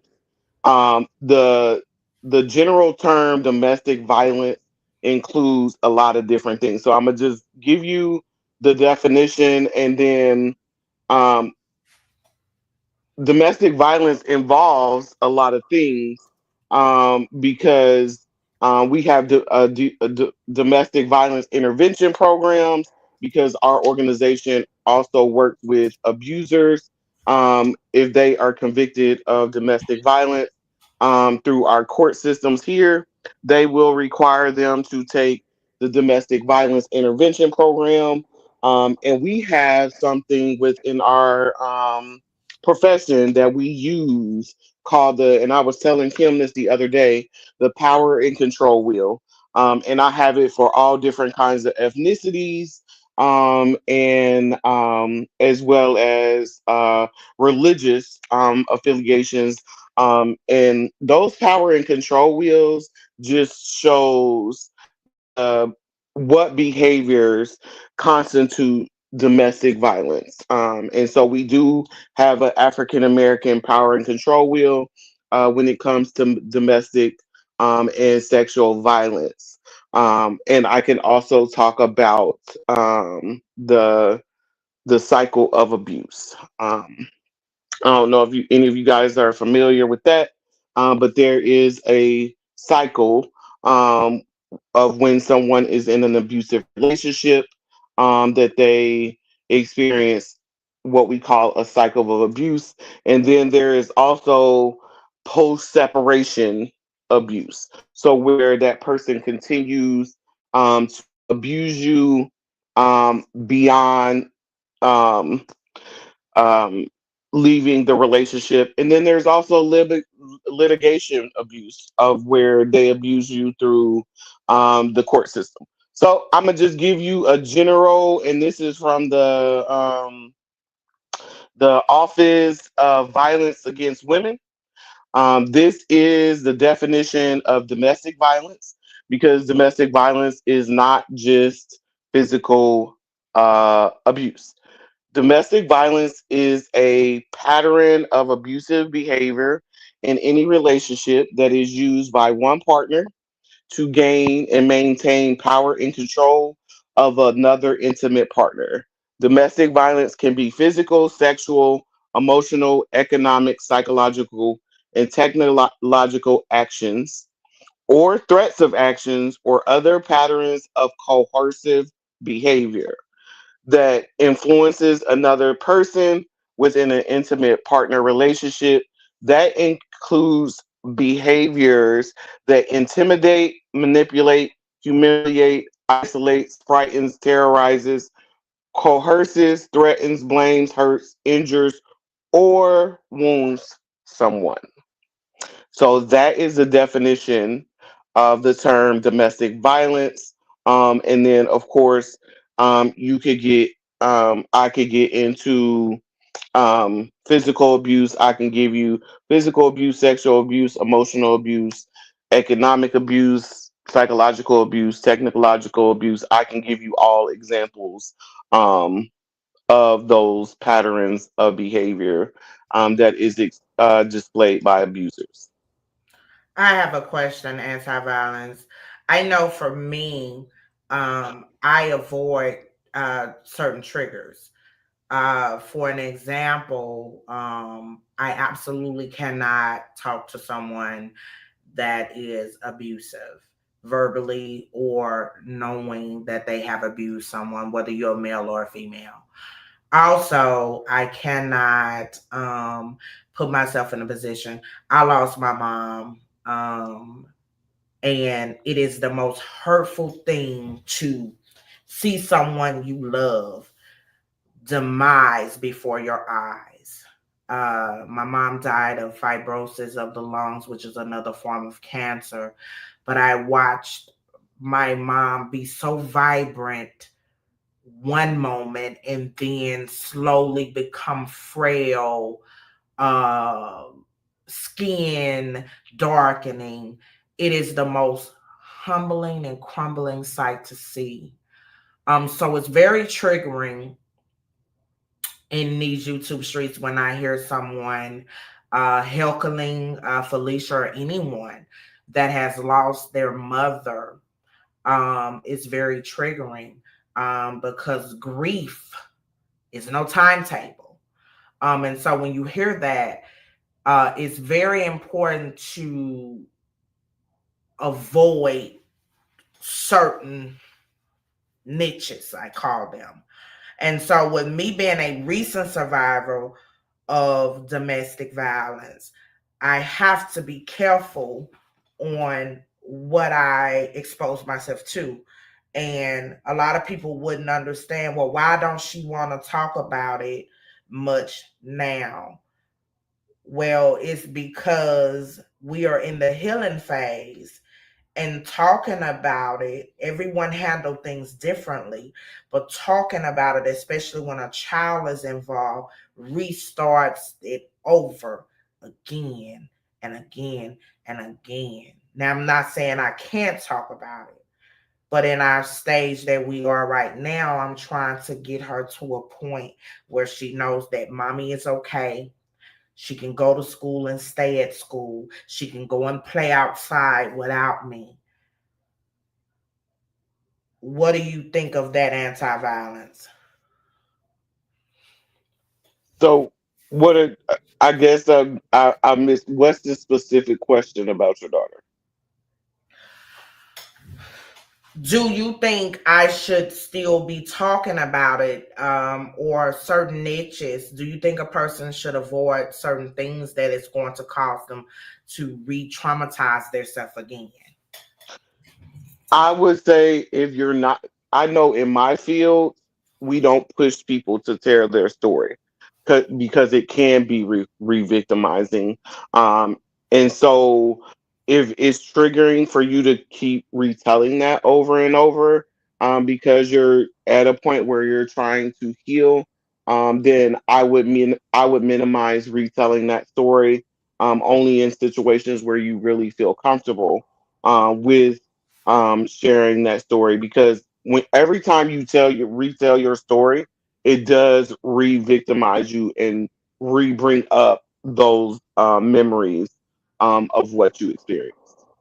And as far as your daughter, um, because of her age, I would be careful of discussing it around her as well.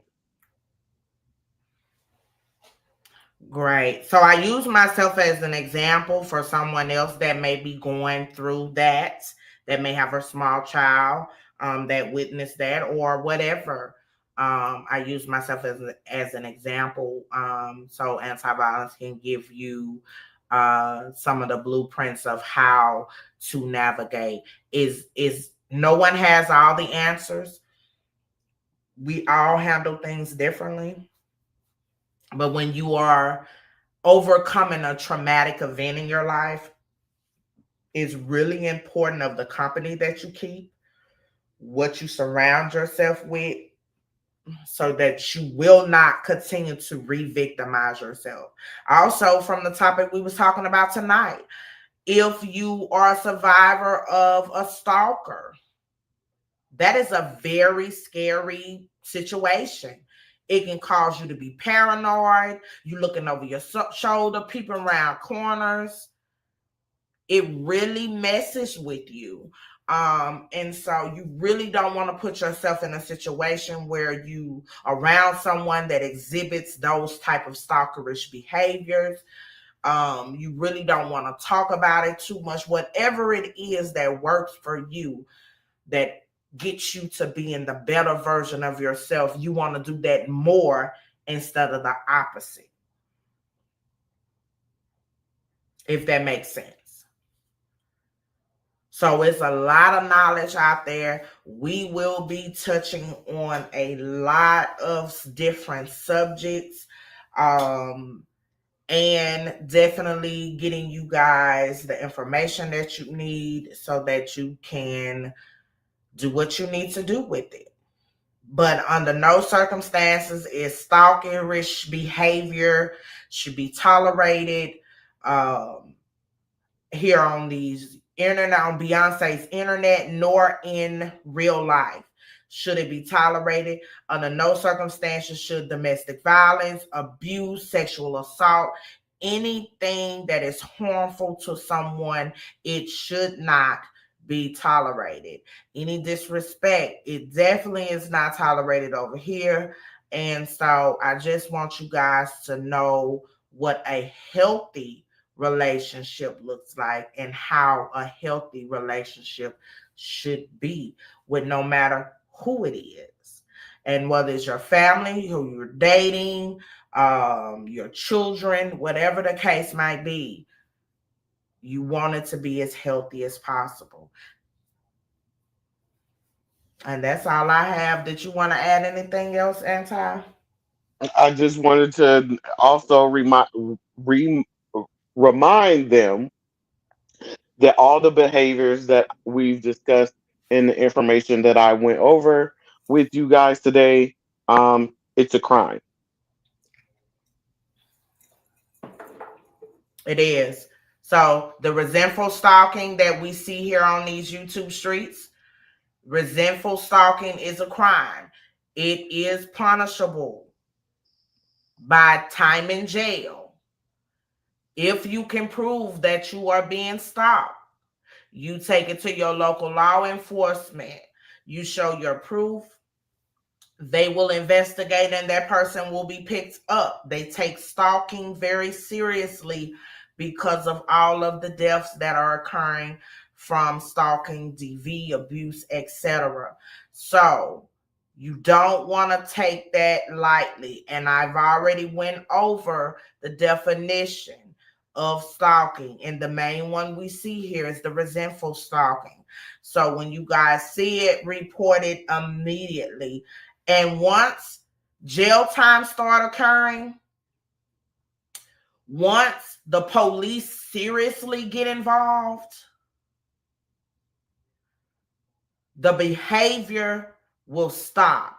Some of the behavior will stop. Once you start making an example out of people, it will stop.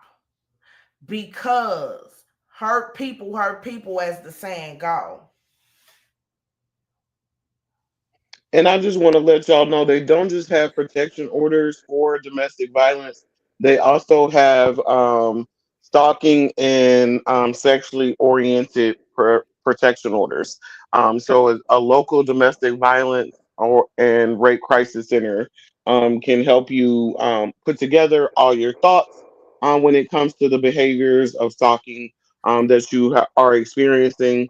And that's one of the things and part of my job is to bring clients into my office, talk to them about the behavior that they are experiencing, and then if they are experiencing domestic violence or stalking and or they experienced a sexually oriented offense and want to move forward in seeking a protection order against that individual.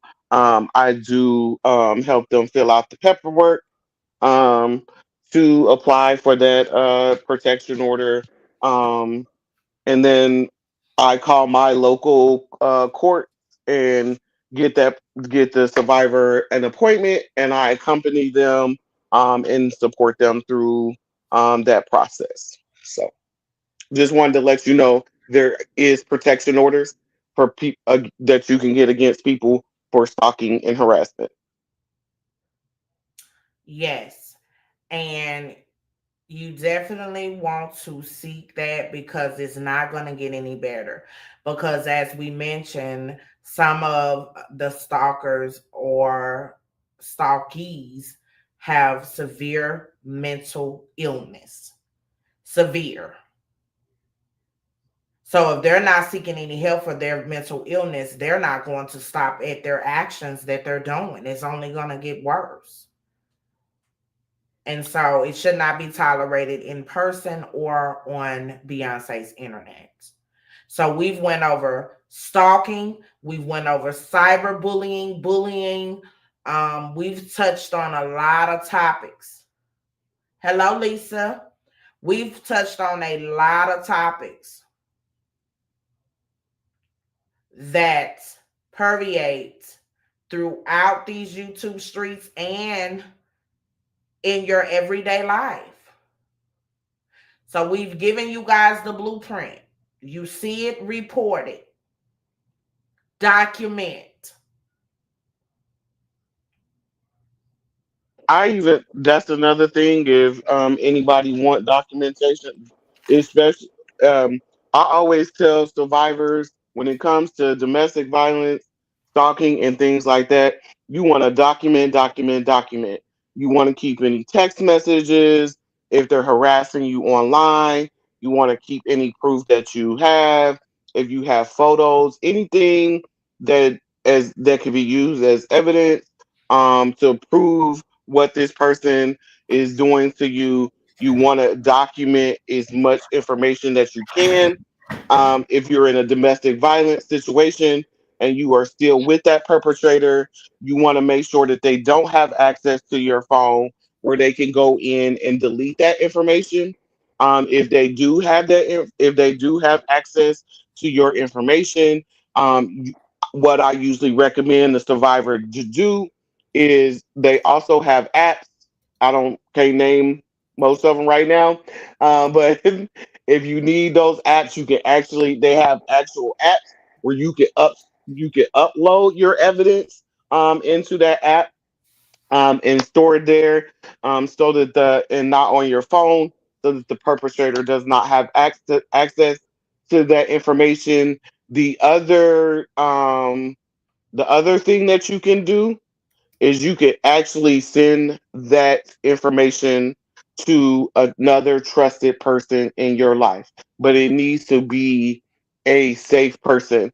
That way, if they got a hold to your proof, that somebody else would have that information. I agree. Always have a backup to your backup. Get you load your stuff. Another good thing you can do: load all of your proof to a flash drive and keep it in a safe place where someone else knows where that safe place is at. Because you always want to have proof just in case, God forbid, something happens. You want to have proof of what has been happening to you so the proper person can face the charges that they need to face for what has happened to you. And I always tell people, if you're not a professional and you don't work in this field and you don't have the knowledge of how dangerous abuser can be, um, the answer is not to just tell that person to get out. People in my field know that there has to be um, safety planning, and there has to be strategic behavior that has to happen, even if you have to work with a domestic violence advocate in order to get you into a safe house, where they will then help you get a permanent safe housing, because um, it becomes more deadly when you just leave. So please don't just tell somebody to leave without a plan, without safety, and them having support of other people, because it can be highly deadly. Very. Never underestimate a person that doesn't have anything to lose. That is whether it's a man or a female. Because female are abusive towards men as well. Okay. So it's not just men. Females are aggressive towards men as well. And females are more likely to be verbally abusive. Yes, that's what I was gonna say. So, in my context of my field, we call it women who resort to force when they resort to physical violence. However, it is well known that most women are more verbally, emotionally, and psychologically abusive. So, but they do. There are some that resort to physical violence, and usually in those contexts, when a woman finally takes it to physical abuse, it is usually when either she is responding to that abuser, and she responds um, with becoming physically violent herself, or she has unresolved childhood trauma.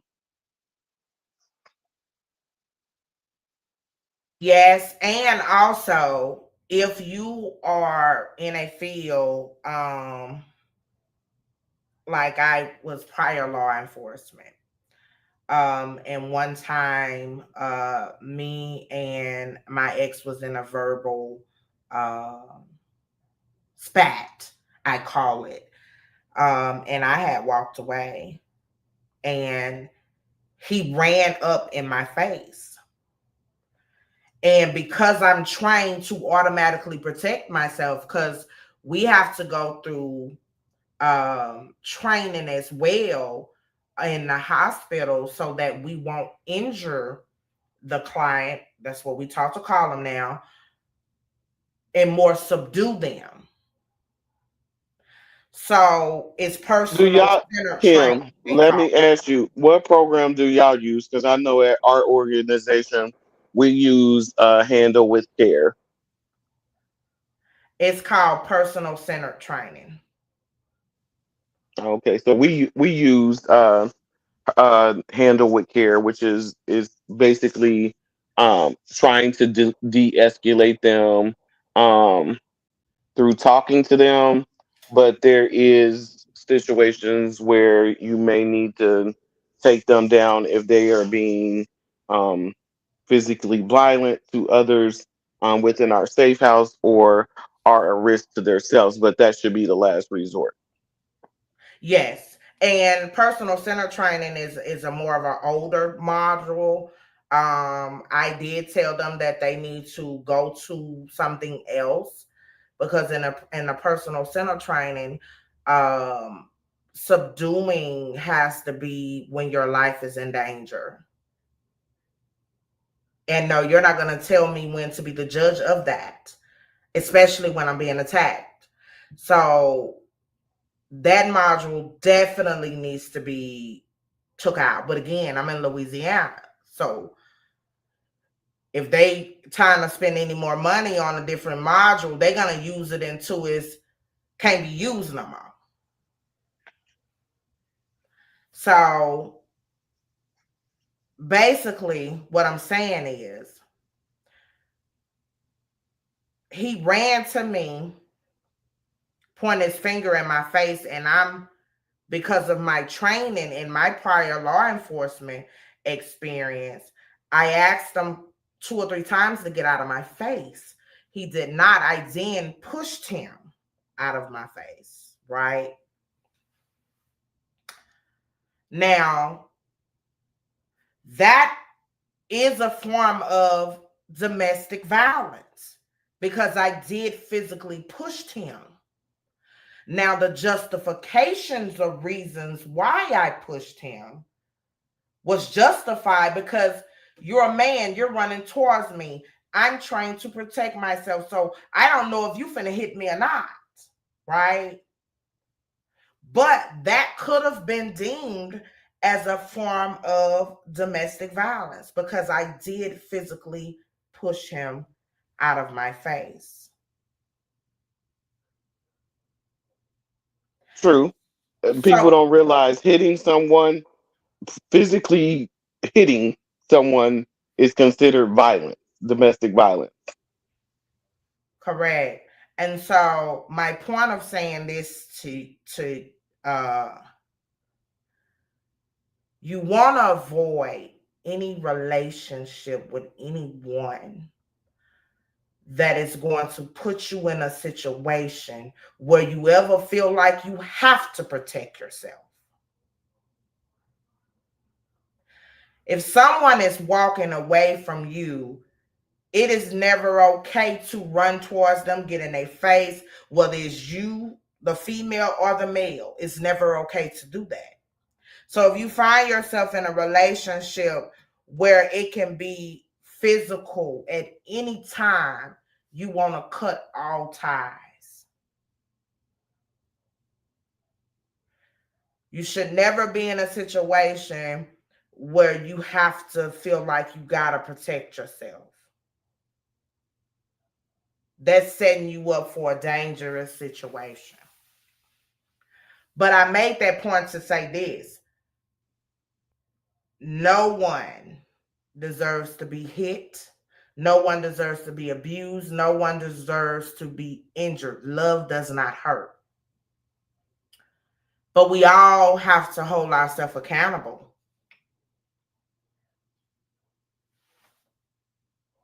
It's a And cause and effect. that is correct, because we are all, no matter how much you try to shift the blame to someone else, we are all individually responsible for our actions.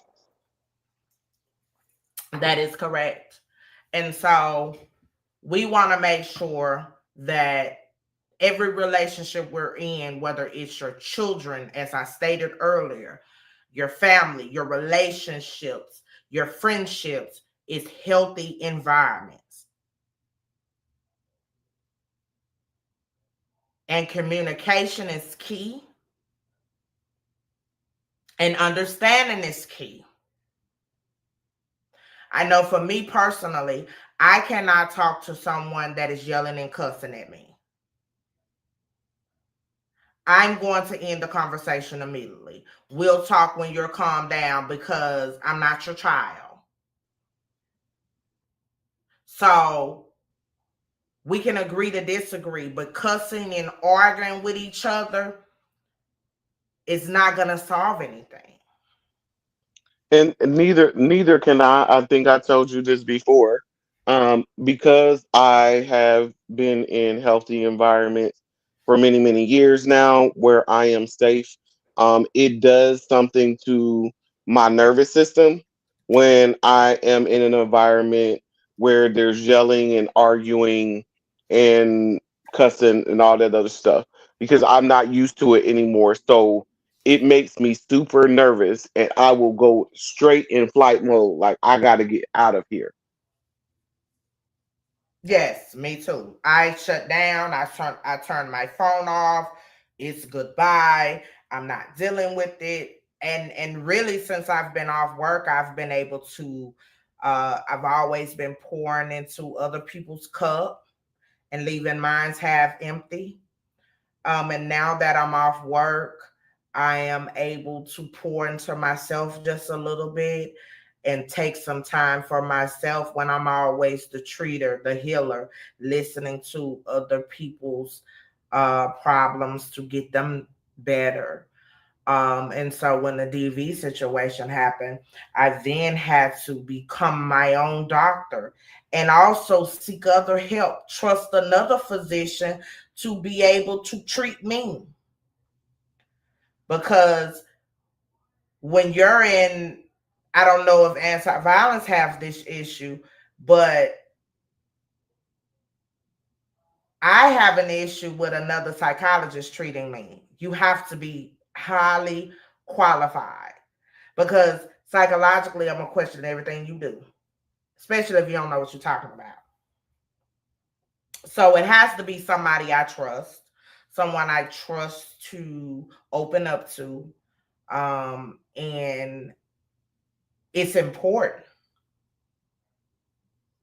So I had to seek help for me as well as get help for my daughter as well. And I definitely needed to know how to help her to go through something I've never experienced. But therapy is important, y'all. It's very important. You know, they always say that the therapist needs the therapist. And so, um, yes, I do have someone that I could talk to within my field, simply because um, I'm not supposed to bring um, my client's personal information home and discuss it with my family and just other people. Um, and so I can talk generally, um, not specifics. And I mean, really, to be honest, my family don't want to hear any dang on way. And that I've just always been that way. Is even before I was in this field, is I try not to bring um, what happened at work home with me. Although dealing with people that is experienced trauma on an everyday basis, it can certainly be hard to not bring it home with you, just because of some of the things that you hear that other human beings do to other human beings. And so I do have to find other people in my field that will keep me accountable as far as being an ethical individual, as well as, you know, me counseling other people, um, having someone that I can go to and talk to, because being and working in this field, you really have to have a heart for it, because you're essentially taking on and hearing other people's trauma every single day. So it can actually cause you to have compassion fatigue, as well as to develop vicarious trauma. So You are correct. Miss Lisa said people need to, I think she was trying to say, assess one's mental health before believing it's healthy to traumatize and cyberbully folks they don't know on the internet. A lot of folks have been unalive from this type of behavior. Miss Lisa, that is correct. And so with those type of people, what you got to do is document, document, document, document. Check your state laws. In here, Louisiana is 4 times. Certain places it's 3 or 2. Check your state laws. You document. And once you document, you continue to allow them to exhibit that type of behavior. It takes you one time to tell them, do not bother me. I don't wish to be bothered by you. Please leave me alone. After you do that, whatever your state mandates that it takes to get them on up out of here, you allow those times to occur and you get them on up out of here. Um, as I and a stated, I lot. ain't want to play with. You got 1 or 2 options with me: jail or the straight jacket. Go ahead, Anti. Some law enforcement, it depends on what state you in too, will also tell you to block that person. So if they are cyber stalking and harassing you, they will probably tell you to block that person. And if you have blocked them and they're still attempting to contact you through a fake page, or they are attempting to contact you through other people, that other person, if it is found out that they have a correlation between you and that person that is doing the harassment, that person goes down as well. But Yes, because document still works. especially with protection orders, you cannot use third party people to harass other people. And what else I was going to say? For some reason, I cannot see Lisa's comments. I Lisa, have my Yeah, I see you responding to her, and I see you just read her comment, but I cannot see her comments at all in the chat. I don't know. I have my computer. I'm looking at the comments on my computer, and then um, I'm actually on my phone as well. That's how I'm talking, but I don't see any of her comments. I'm not sure. I haven't had the liberty. I hadn't had the fun right to have to block anyone. Everybody has been coming over here being respectful. I think they got the message when I said it's either jail or the straight jacket for me. Find you somebody to play with. Go play with your children. Because I am on here for positivity, love, and encouragement. I'm not with the bullying. I'm not gonna let you trick me out of my spot. I'm not gonna let you trick me out of my coins. I'm just gonna get the police involved. I'm gonna tell you one time, you do it more times, you out of here. Her name is Anti-Violence Lisa. Now I see it.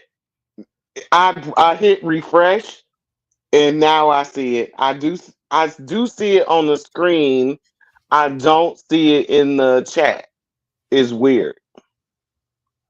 So I don't know.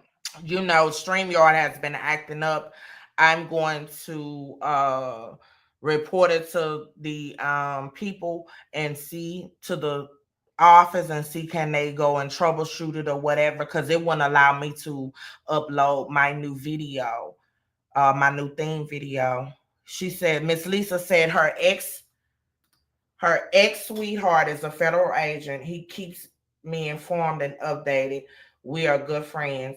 That's great, Miss Lisa, because it's great to have. Now, my boy Chad, he's a hacker. He taught me everything I know. Because let me tell y'all, if you decide to go to med school, you can get grants, or you can get what they call sponsorships. But you're not finna get no financial aid, especially if you've reached your inaugurated limit trying to get your bachelor's and your master's. You're not finna get financial aid. So you're going to have to pay the best way you know how. And so my boy Chad, he keeps me informed. He's prior law enforcement as well. He works in the IT department. He keeps me abreast on how to find who I need to find, what I need to do, or whatever the case might be. But you just have to be firm. When a person know what you stand for, they'll be a fool to play with your trial. So when you stand firm of who you are, what you will and will not put up with, it's going to be hard to try to play with you. You know what I'm saying? And so I ain't to be played with, period. Especially with disrespect. I respect everybody and I expect the same in return. I don't tolerate disrespect. I don't tolerate bullying. I don't tolerate stalking. Any of that behavior gets you in jail with me. And with my credentials, it'll get you a felony case playing with me. So do whatever you feel like you need to do, but that's not going to be tolerated. But I'm not going to put myself in a position to be harassed either. I only like to deal with women on my vibration. You know what I'm saying? I only like to be with women that are we are equally yoked. or they a little bit above me. I'm not going to sit at the table with bottom feeding scum. So if you're low vibrational, like to laugh and talk about people, bully people, cyber stalk, weirdo out here, talking about people, making up songs about people, deceased parents, I can't deal with that because that's not who I am. So we wouldn't be able to coexist with that type of behavior. I can't do bottom feeders, bottom scum. I can't do that. And bottom scum means you exhibit behavior that's bottom feeding scum. Your behavior is beneath me. And so if it's not about elevating someone, lifting someone up, a random act of kindness, I cannot relate. And I sure as in hell ain't finna do a job where I'm happen to try to help people to get back to a little bit of normalcy and get back to themselves. And then in my personal life, I'm gonna deal with it too. I'm not dealing with no bad shit, crazy people in my personal life, period.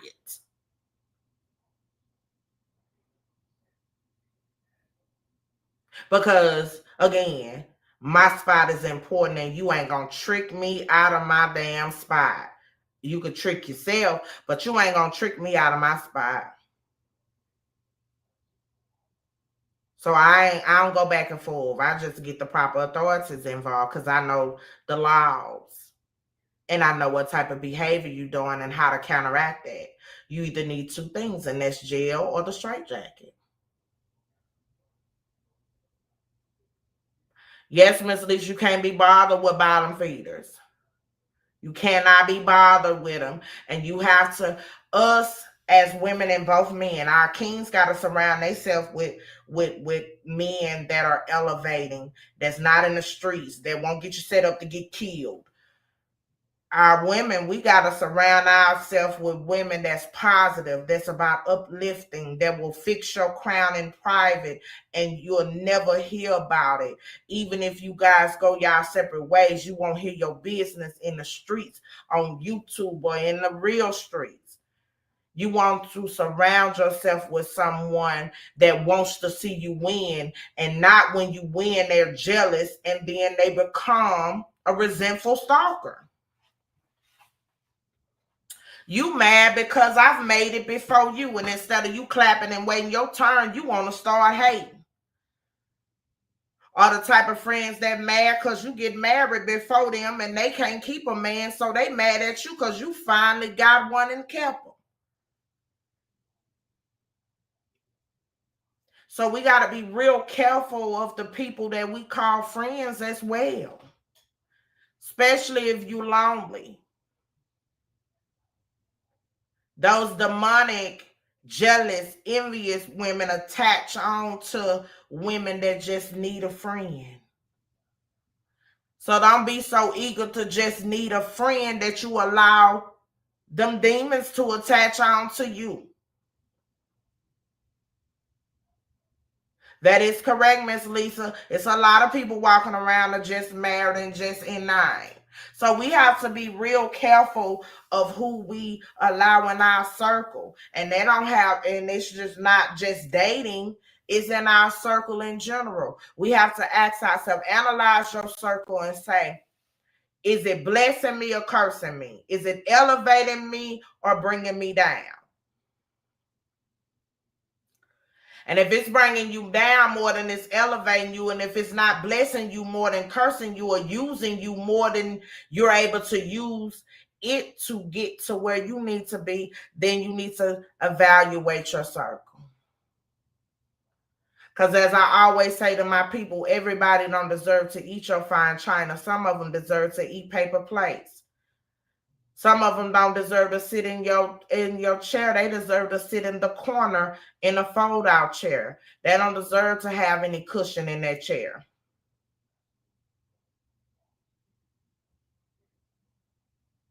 So we have to be mindful of that. A lot of times we bring destruction to ourselves. We bring oppression and depression to ourselves. if we're not careful. God gives us free will and free choice. And if we're not careful with that free will, we will willingly put people in our life that will destroy us on purpose. If you are a living vibrational seed, be careful of who you allow to attach onto your living seed. Because, see, a lot of people is walking around here dead, literally. And I ain't talking about the people in the cemetery. I'm talking about the people that's walking around talking every day, dead. Like Miss Angela Simmons, she had no life in her eyes. And she exhibits human life as trash. Those are the type of people that is walking amongst us. And we have to be very, very careful of who we allow to attach on to us in our circle of life. Because, see, once you allow somebody dead to attach on to your living seed, if you don't get them off in time enough, that living seed, without fertilization and water, will soonly die. We have a lot of people walking around with mental illness. They are oppressed. They've been abused. They have unhealed trauma. And because it's unhealed, they looking for the person to take out whatever they've been through on them to make them feel just a little bit better. We have men intentionally and women intentionally walking around preying on people, looking for their next victim. So we have to be careful of what type of man we date, and men got to be careful of what type of woman they bring into their house, because it's not just men molesting and hurting our babies, it's women too. Your so-called friends could be looking at your teenage son a little under-eyed.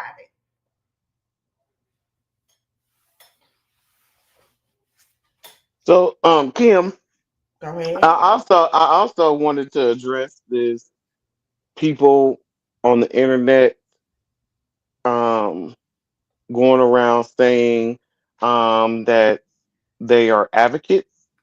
First, I want to say Hold that on just a second. Anti, go ahead on and take over. I'm finna go run to the restroom. So you got the floor. so I just want y'all to be careful and of who you're actually listening to. I have been hearing a lot of people saying that they are advocates for sexual and domestic violence and things like that. First of all, what I wanted to say, if you have not had the proper training, there's a certain amount of training that you have to have in order to be a victim advocate. There's continuing education requirements that you have to meet, and you also have to have direct service um, with victims of crime in order for you to be considered um, a victim advocate. And so I wanted to review um, that is one of the credentials that I have. Is I am a credentialed advocate. Anytime I sign my name, I can sign that credential behind my name. One of those is, um, and that credential is with the National Organization of Victim Assistance.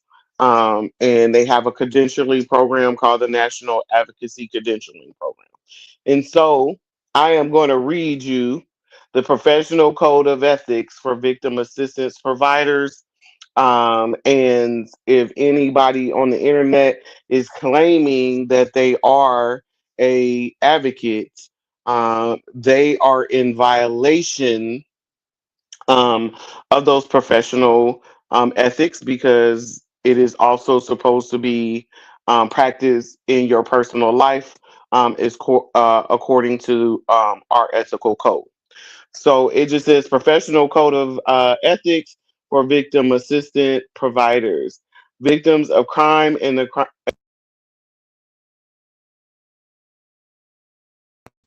Me. Can y'all hear me?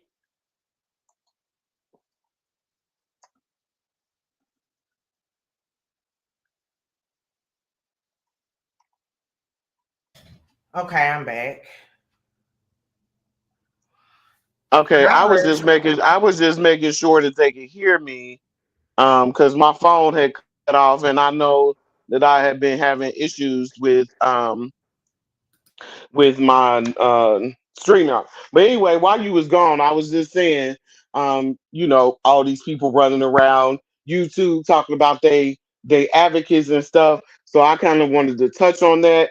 Like I said, whether paid or volunteered, in order for you to claim that you are a paid or a volunteer advocate, you have to have the proper training, as well as you have to have continuing education hours, as well as you have to have direct service hours with um, victims of crime in order for you to be considered a victim advocate.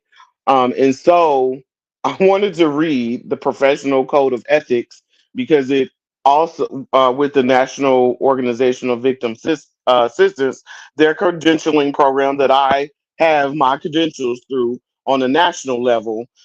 Because if these people are claiming that they are advocates, they are violating their professional code of ethics, which also applies to your personal life.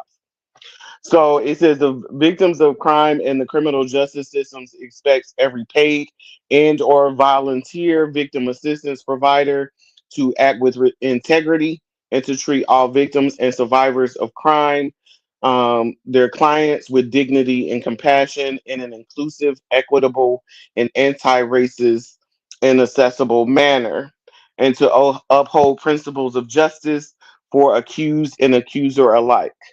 To these end, here's the code. So, in relationships with every client, a victim assistance provider shall recognize the interests of the client and the client's empowerment as a primary responsibility. Respect and take steps to protect the client's civil and legal rights. Respect the client's rights to privacy and confidentiality, subject only to laws or regulations requiring disclosure of information to appropriate other sources. Respond compassionately to each client with personalized, inclusive, equitable, anti racist, anti oppressive, and accessible services, recognizing the power and privilege differentials present within the helping relationship. Accept the client's statement of events as it is told, withholding opinions or judgment whether or not a suspected offender has been identified, arrested, convicted, and or acquitted. Provide services to every client without attributing blame, regardless of the client's conduct at the time of victimization or at another stage of the client's life. Foster maximum self determination on the part of the client through client centered advocacy. Serve as a victim advocate when it requested and in the capacity at act on behalf of the client's stated needs without regard to personal convictions and within the rules of the advocate's host agency. In the event one's client's needs conflict with another's, act with regard to one's client only after promptly referring the other to another qualified victim assistant provider. Protect the client's privacy and safety when communicating with the client and other service providers using technology, phone, email, text message, online chats, and video calls. Working with agency guidelines to explain relevant risks to clients and mutually agree upon safe ways to communicate. Establish and maintain professional boundaries with current clients at all times, including actively avoiding dual relationships, such as personal friendships and or romantic relationships, and observe the ethical imperative to have no sexual relations in recognition that to do so risk exploitation, the not exploitation of the knowledge and trust derived from the personal relationship. When interacting with former clients, refrain from personal and romantic relationships and observe the ethical imperative to have no sexual relations for at least 5 years or more after the termination of professional relationship, recognizing that to do so otherwise risks exploitation of the knowledge and trust derived from the professional relationship. Recognize the signs and impacts of compassion fatigue and vicarious trauma, and to make client referrals as appropriate to other resources and services only in the client's best interest, avoiding any conflict of interest in the process. Provide opportunities for colleague victim assistant providers to seek appropriate services when traumatized by the criminal event or a client. In the relationship with colleagues, other professionals, and the public, conduct relationships with colleagues and conduct relationships with colleagues in such a way as to promote mutual respect, public respect, and improvement of service. Provide constructive and informed critical feedback to colleagues when determined necessary for the betterment of services. Conduct relationships with allied professionals such that are given equal respect and dignity as professionals in the victim assistance field. Share knowledge and encourage proficiency such that are given equal respect and dignity as professionals in the victim assistance field. Um, Provide professional support, guidance, and assistance to victim assistant providers who are new to the field in order to promote consistent quality and professionalism in victim assistance. Seek to ensure that volunteers and victim assistance has access to training, supervision, resources, and support required in their efforts to assist clients. Act to promote anti-racist, inclusive crime and violence prevention as a public service and an adjunct to victim assistance.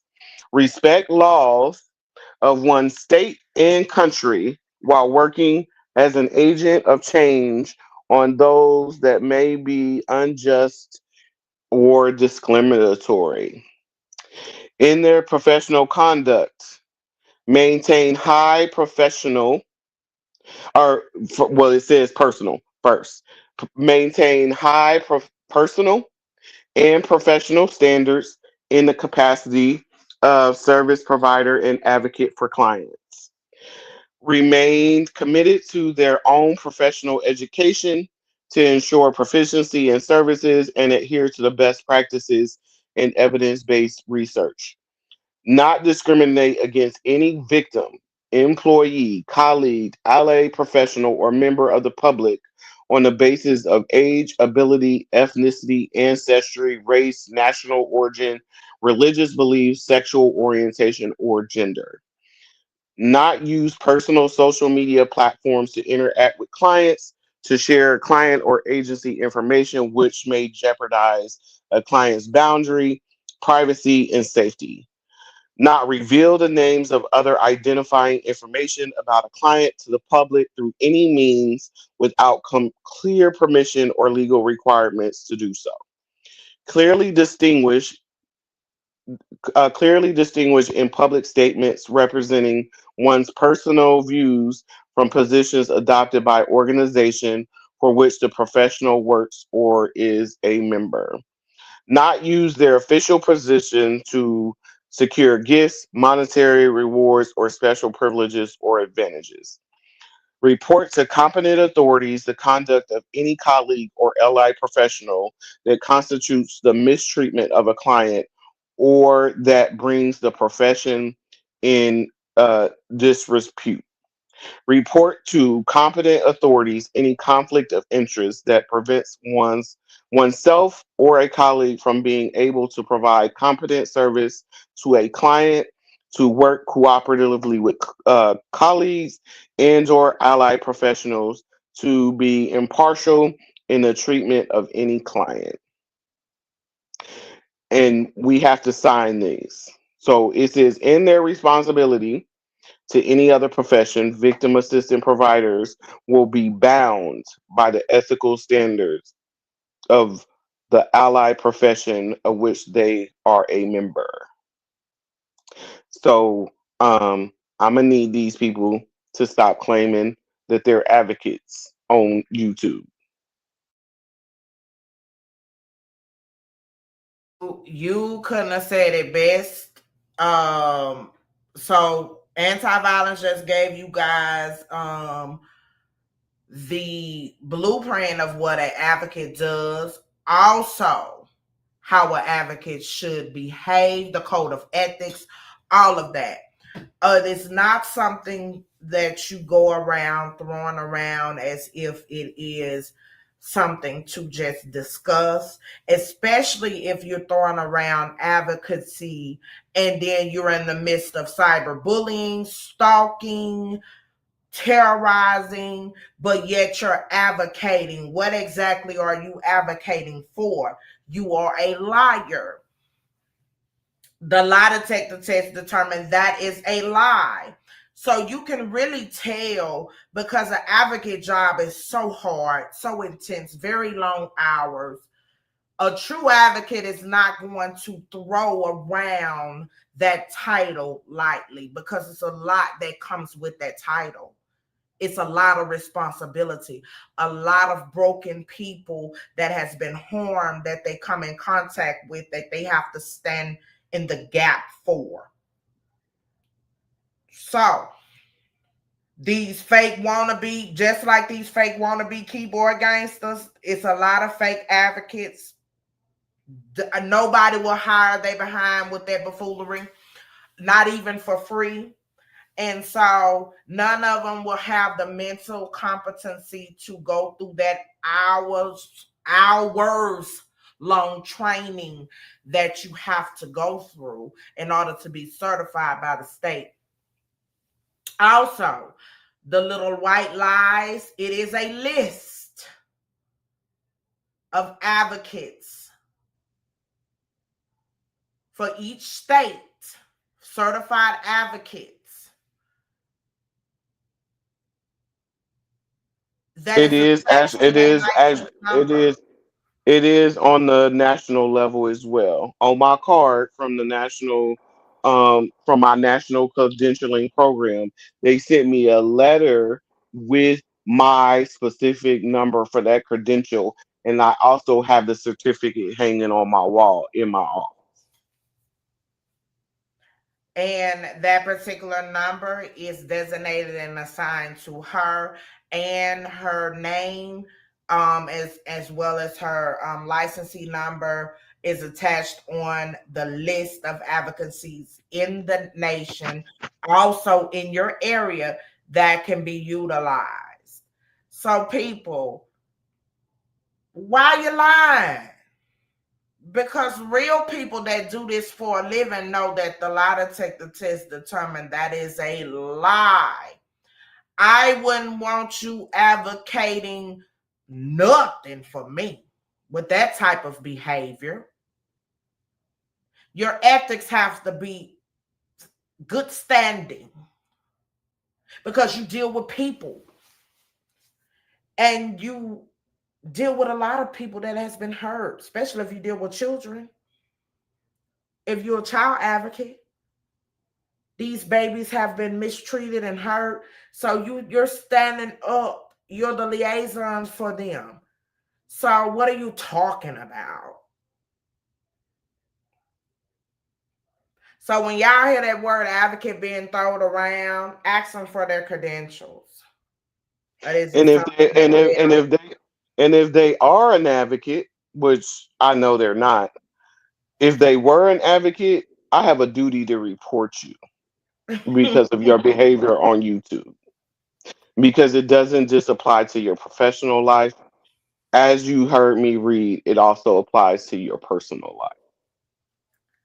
Now watch this. This is gonna go over some of their head, anti-violence.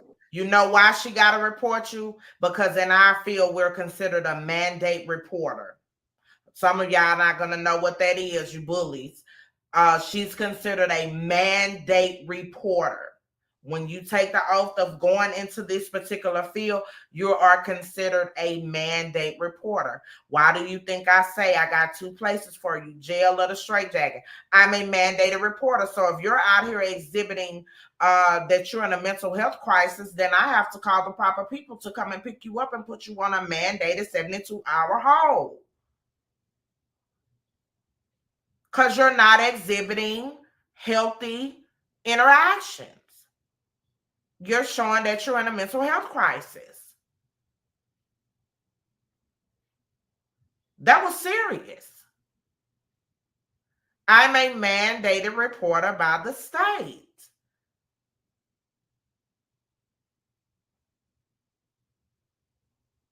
And so that's what anti-violence is talking about. She will have to report you if you really are legitly a advocate, so you say.